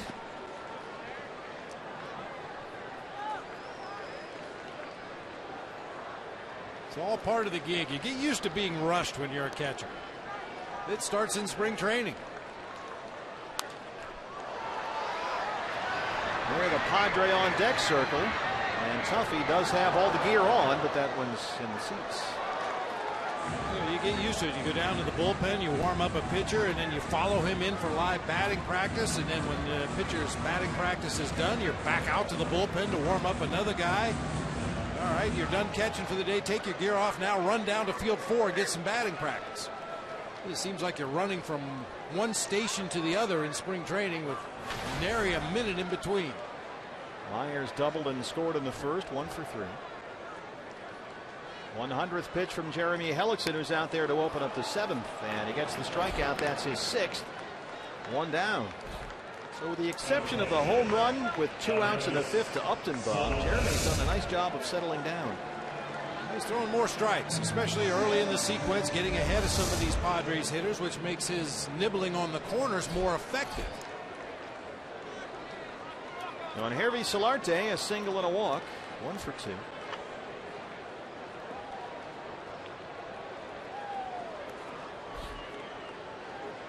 Bullpen is busy for the Diamondbacks. We're talking about the new pace of game rules. And as soon as the inning ends, they start the countdown between innings, which is 2 minutes and 25 seconds for a regional telecast as the shift is on for Solarte.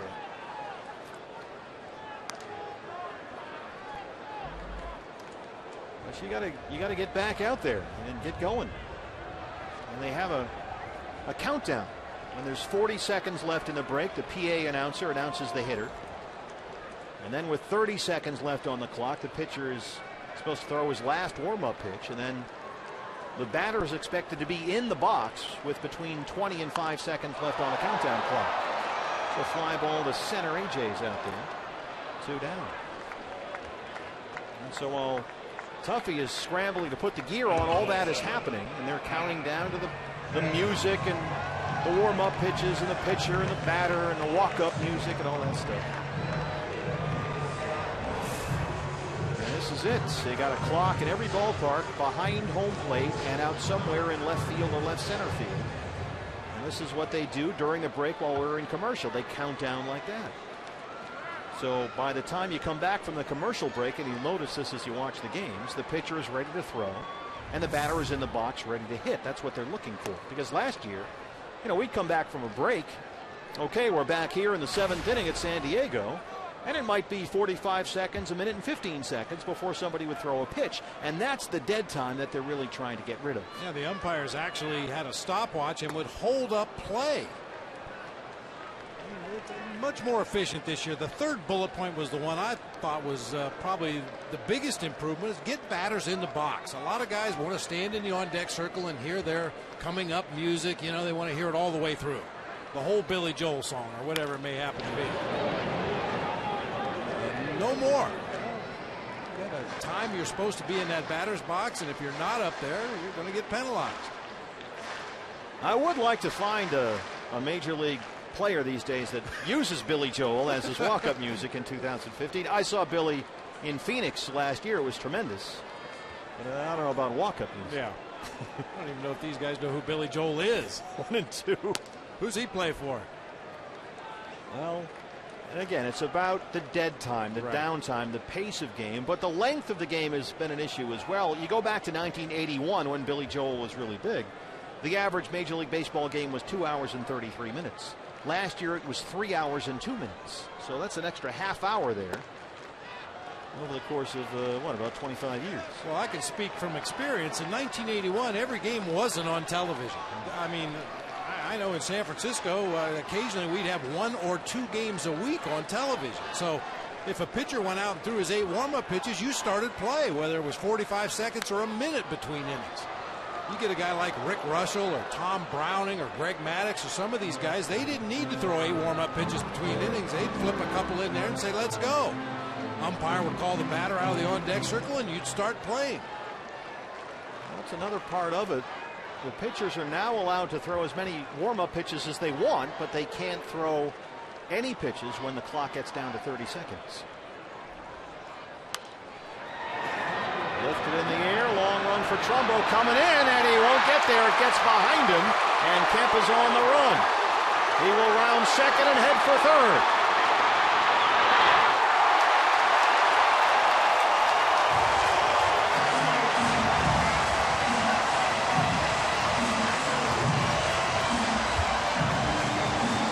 A two-out triple for Matt Kemp, his second hit tonight.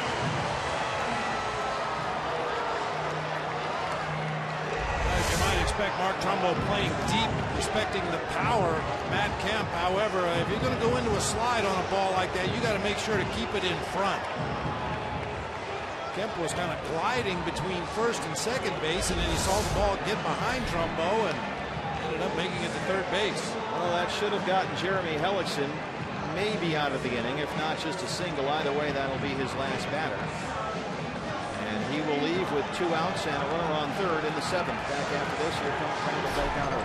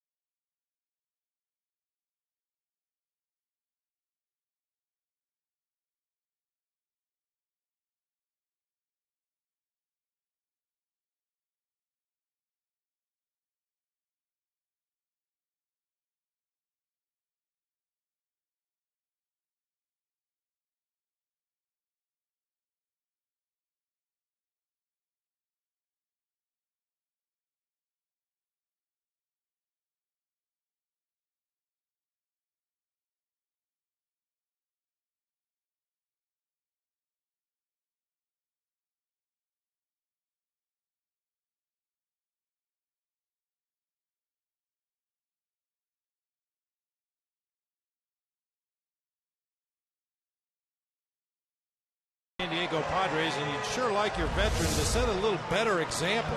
This was that little floater into right field, just kind of jogs down the first base line, jogging to second base, looking over his shoulder, looks over his shoulder again, and only then decides to run hard to make it to third base. Same thing, similar thing happened in the game last night. He's looking back over his shoulder at Ender Inciarte, who just gunned him down at third base. Either he doesn't trust or believe in his coaches, or he thinks he can run faster than anybody else looking backwards. Well, he's got his second triple of the season, and now it's up to Randall Delgado to strand that runner at third with 2 outs against Justin Upton, who hit a long home run his last time up off Jeremy Hellickson. And Randall fires strike one. These two guys were actually traded for each other. It was part of the deal that sent Upton to Atlanta and brought Randall to the deserts. 1-1. Nick Ahmed in that deal as well. The shortstop, Randall Delgado, the pitcher, Brandon Drury, who's one of the top prospects in the Diamondback system, all coming in that Justin Upton deal.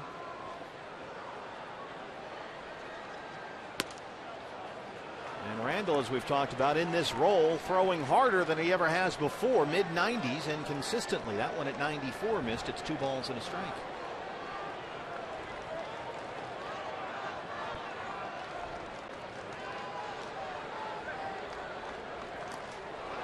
That one gets behind Tuffy. Here comes Kemp. And he's in there. It's 5-1.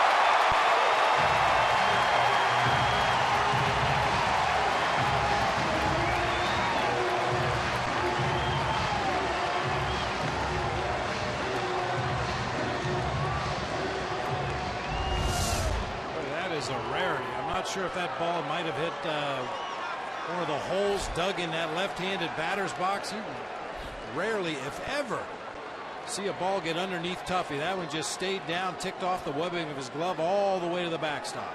They roll it a wild pitch, charged to Randall Delgado. 5-1 ball game now. And Upton up there with a 2-2 count.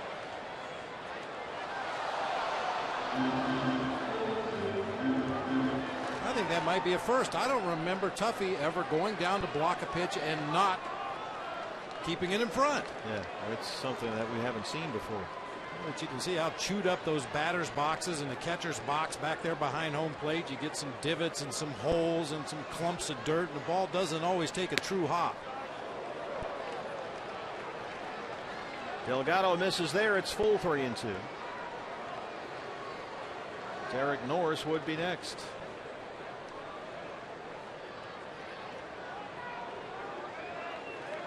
Well, Diamondback defense, which has been so good all year, coming back to bite them here in the 7th as Delgado strikes out Upton. But a Kemp triple on a wild pitch brings in the 5th San Diego run. As we go to break, Bob, we start counting down. 2:25 and counting. Back after this.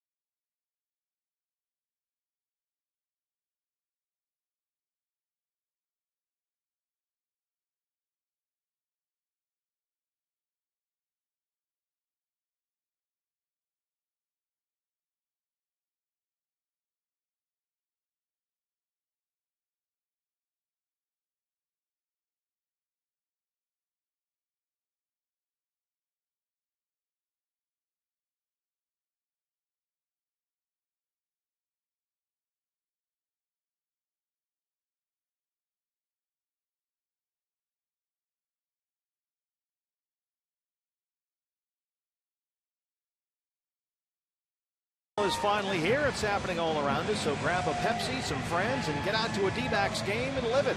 It's for the thrill of the game. Pepsi, live for now. Pepsi, the official soft drink of the Arizona Diamondbacks. And the clock's still ticking. Now we're at 40. Let's see how this works here. Right at 40 seconds, Bob, they just announced the next hitter. Joaquin Benoit is in there as the new pitcher. And with a pitcher's spot leading off in the 8th inning for the Diamondbacks, we'll see Ender Inciarte. And now as it gets to 20, they announce the hitter. He steps into the box. He's supposed to be in there between 20 and 5 seconds left. The number's on Benoit. And sure enough, as we hit 10 seconds, here comes Inciarte into the left-hand batter's box, and everybody is in on time.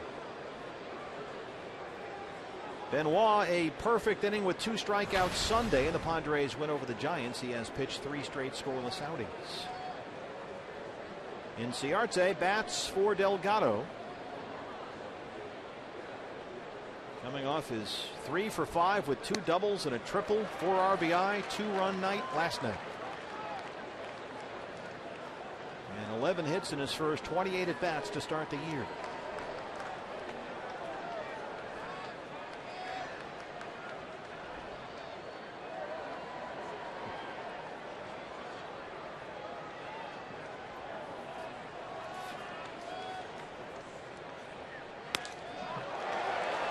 Oh, 2, 93-mile-an-hour fastball right by him.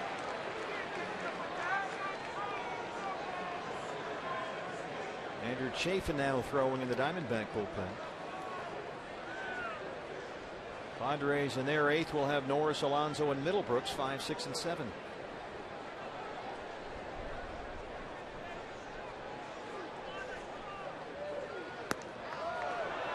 Just missed with a fastball away at 1-2. Well, Chip told Ender Inciarte to stay ready. There would be a big at bat at some point in the ball game. Maybe this is the one. Jumpstart the offense, get on base, and make some things happen like he did regularly in the ball game last night.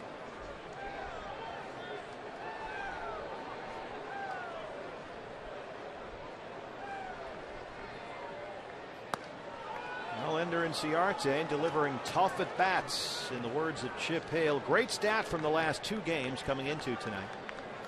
In 10 plate appearances, Ender saw 51 pitches. And that pitch selection is another thing in Ender's repertoire that keeps improving. He was in the minors playing for Andy Green. He was really aggressive, and now some growth there, seeing a lot of pitches, and sure enough, he's worked at full 3-2. There's Andy Green, who was Ender's manager for a while with AA Mobile.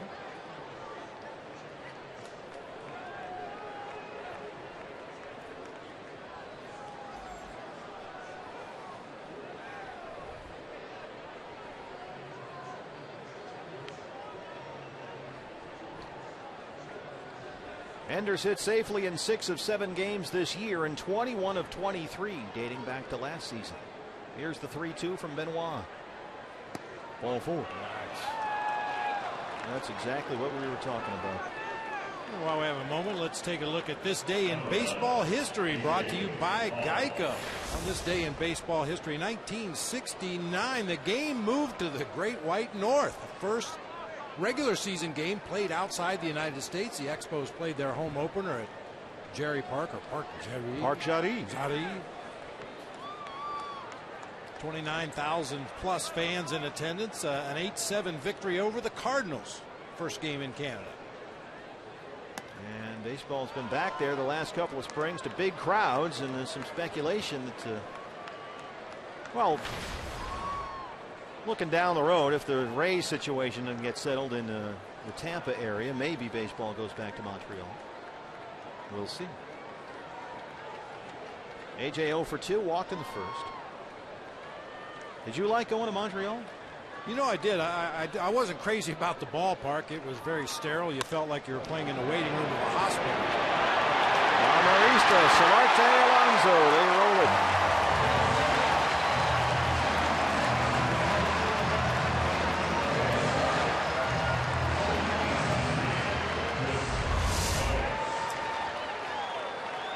Ball I thought might have a chance to sneak up the middle, but Amarista, with that great range, runs it down, turns it into a relatively easy double play. Well, that's the 3rd time tonight that AJ has grounded to shortstop. 2 6-3s and a 6-4-3. 2 down now. Here's Chris Owings. CO 0 for 3. Yeah, I love going to the city of Montreal. You really did feel like you were in Europe or something. Yeah. Obviously, everybody's speaking French, and the food was a little different, and everything was just a little different than you were used to. But then you went to the ballpark. Ugh. And of course, there was Youppi. Youppi, yeah. I know he's a favorite of yours. Big favorite, yeah. CO 2 for 22 now to start the year. 0-2. I still say those were the greatest baseball uniforms ever. Those Expos, early 70s-ish Expos uniforms. Those tricolor hats with the white panel and red panels and blue panels. Fabulous, just fabulous. Claude Raymond would come in and close. People will forever wonder what would have happened had they been able to go to the postseason. What was that, 94? 94. They were the best team in baseball. And the whole postseason got wiped out with the labor disputes. And people will tell you that really that year it just kind of killed baseball in Montreal. It really never recovered.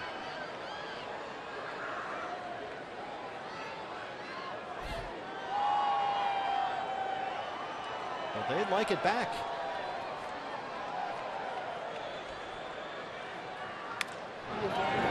Blue Jays last couple of years have played, as we mentioned, they'll play like a 2-game series in spring training right at the end there, and they'll go up to Montreal. And boy, they've had a very good crowd. And baseball's been impressed. A good showing, a good turnout.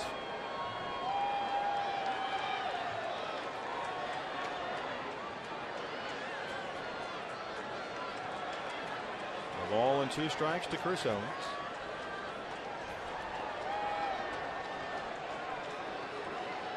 D-backs still with just 2 hits.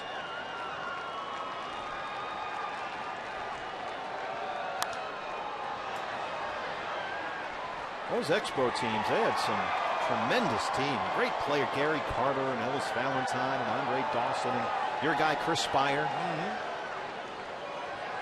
Steve Rogers was a great pitcher, of course, for years. And 94 team, didn't they have Larry Walker, Marquise Grissom, Moises Alou? Really good teams.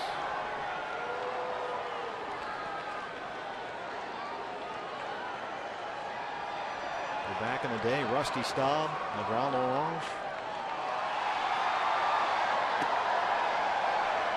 Boots Day, remember Boots Day? I remember the name. Used to get every year, you get a Boots Day baseball card. Why is this guy named Boots? What's the deal with that? 2 balls, 2 strikes, 2 outs as the wave washes through Petco Park.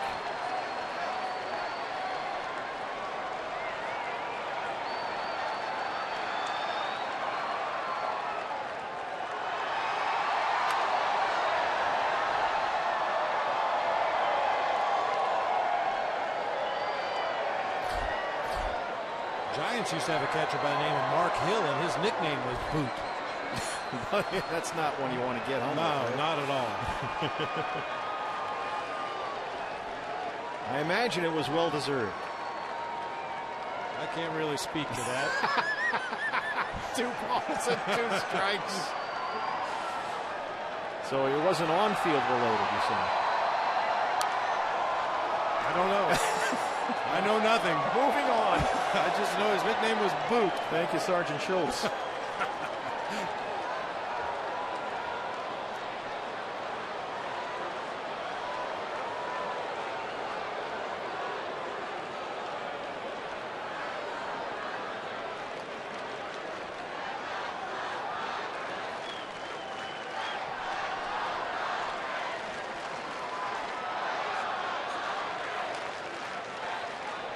Crowd making some noise here. More than 21,000 at Petco Park. Another 2-2 to Chris Owens. And he strikes out for the 2nd time tonight. Joaquin Benoit erases that leadoff walk, keeps it 5-1.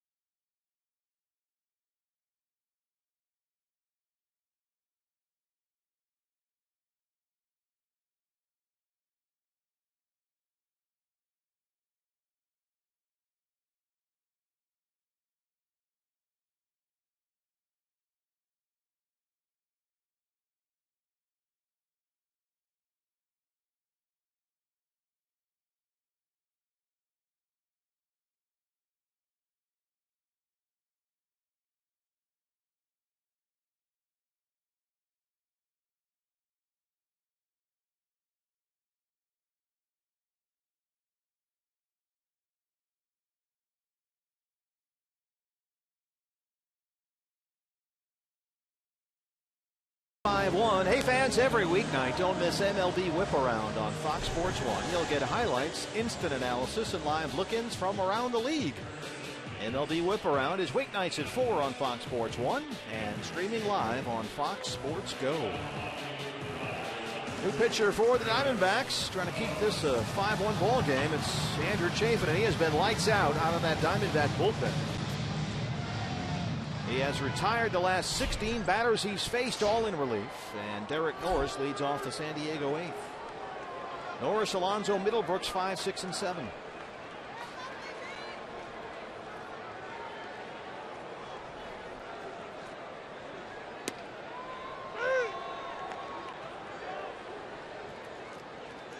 This guy, Bob, has been one of the stars of this early season for the D-backs. Opponent's batting average 0.059 rather. That's pretty good. That'll work. Horn strikes in there. Norris had an RBI double in the first. He's 1 for 3.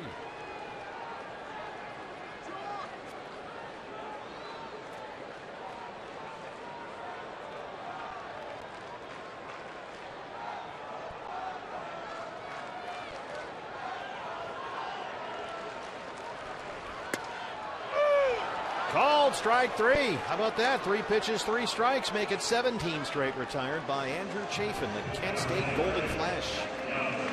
Fans follow the Arizona Diamondbacks all season long. MLB.com at bat, the #1 app for live baseball. At bat is up to the moment, at any moment, with in-game highlights, live look-ins, replay reviews, radio broadcasts, StatCast, and a whole lot more. MLB.com at bat for your smartphone or tablet. 1 down, here's Yonder Alonso. 1 pitch, and he bangs it into left center field.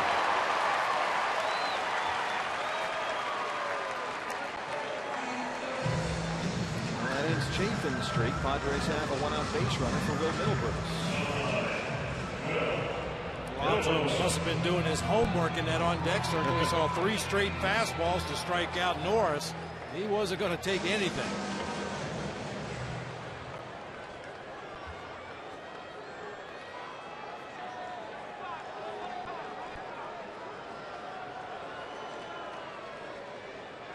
Middlebrooks doubled his last time up. He's 1 for 3. There's another strike from Chafin. From Texarkana, Texas, Will Middlebrooks, 5th-round pick out of high school there by the Red Sox in '07. Padres got him in December in exchange for catcher Ryan Hannigan. Hannigan was the guy they got from Tampa in the Will Myers deal, and the Padres here, A.J. Preller just flipped him to Boston later that same day. Trumbo in front of the track has it for the 2nd out. D-backs Live follows our bowl game. All the post-game reaction from both clubhouses here at Petco Park. And it looks like if this score holds up, we'll look ahead also to the rubber game of the 3-game set tomorrow. Chase Anderson for the D-backs. Brandon Morrow, the former Blue Jay and Mariner, goes for the Padres. 2 down, Alexi Amarista. He's 0 for 3.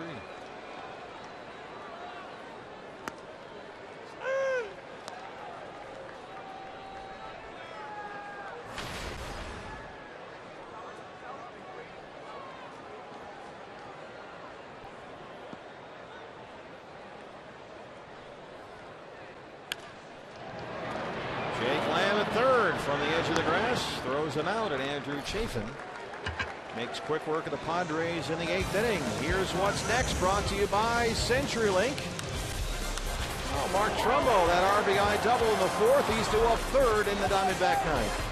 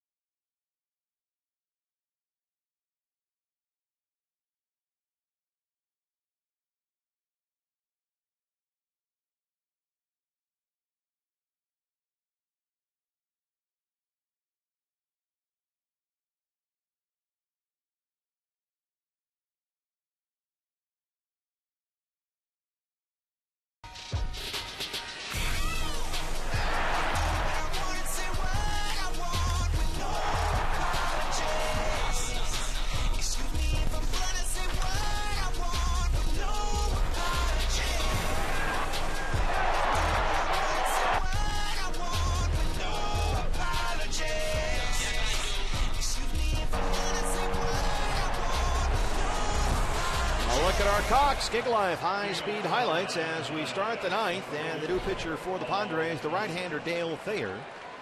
He pitched for San Diego Sunday against the Giants, gave up a homer to Buster Posey, and Paul Goldschmidt leads off the ninth. Goldie, Peralta, Trumbo, 3, 4, and 5, the heart of the order. Thayer last year, career highs in wins, ERA, and appearances. He's out there 70 times for Bud Black last season. And this year, for the 4th time, the ERA right at 3.38. Need some base runners here in the ninth. Goldie 0 for 3, struck out looking his last time up.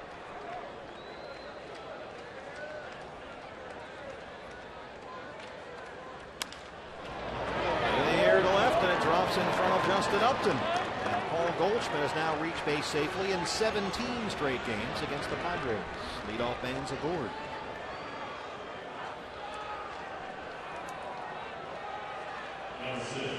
Well, unlike the previous two pitchers for the Padres in this ball game, who were throwing a lot of off-speed stuff to Spanier, a lot of off-speed stuff. Benoit threw a lot of change-ups. Thayer likes his fastball. He's thrown it almost 86% of the time this season, very similar to last year. Peralta hit by a pitch. He scored a run in the 4th. Also lined into a double play to end the 1st inning. So he's 0 for 2, and the Padres go into the overshift. 3 infielders on the right-hand side with Alonso holding Goldschmidt at first.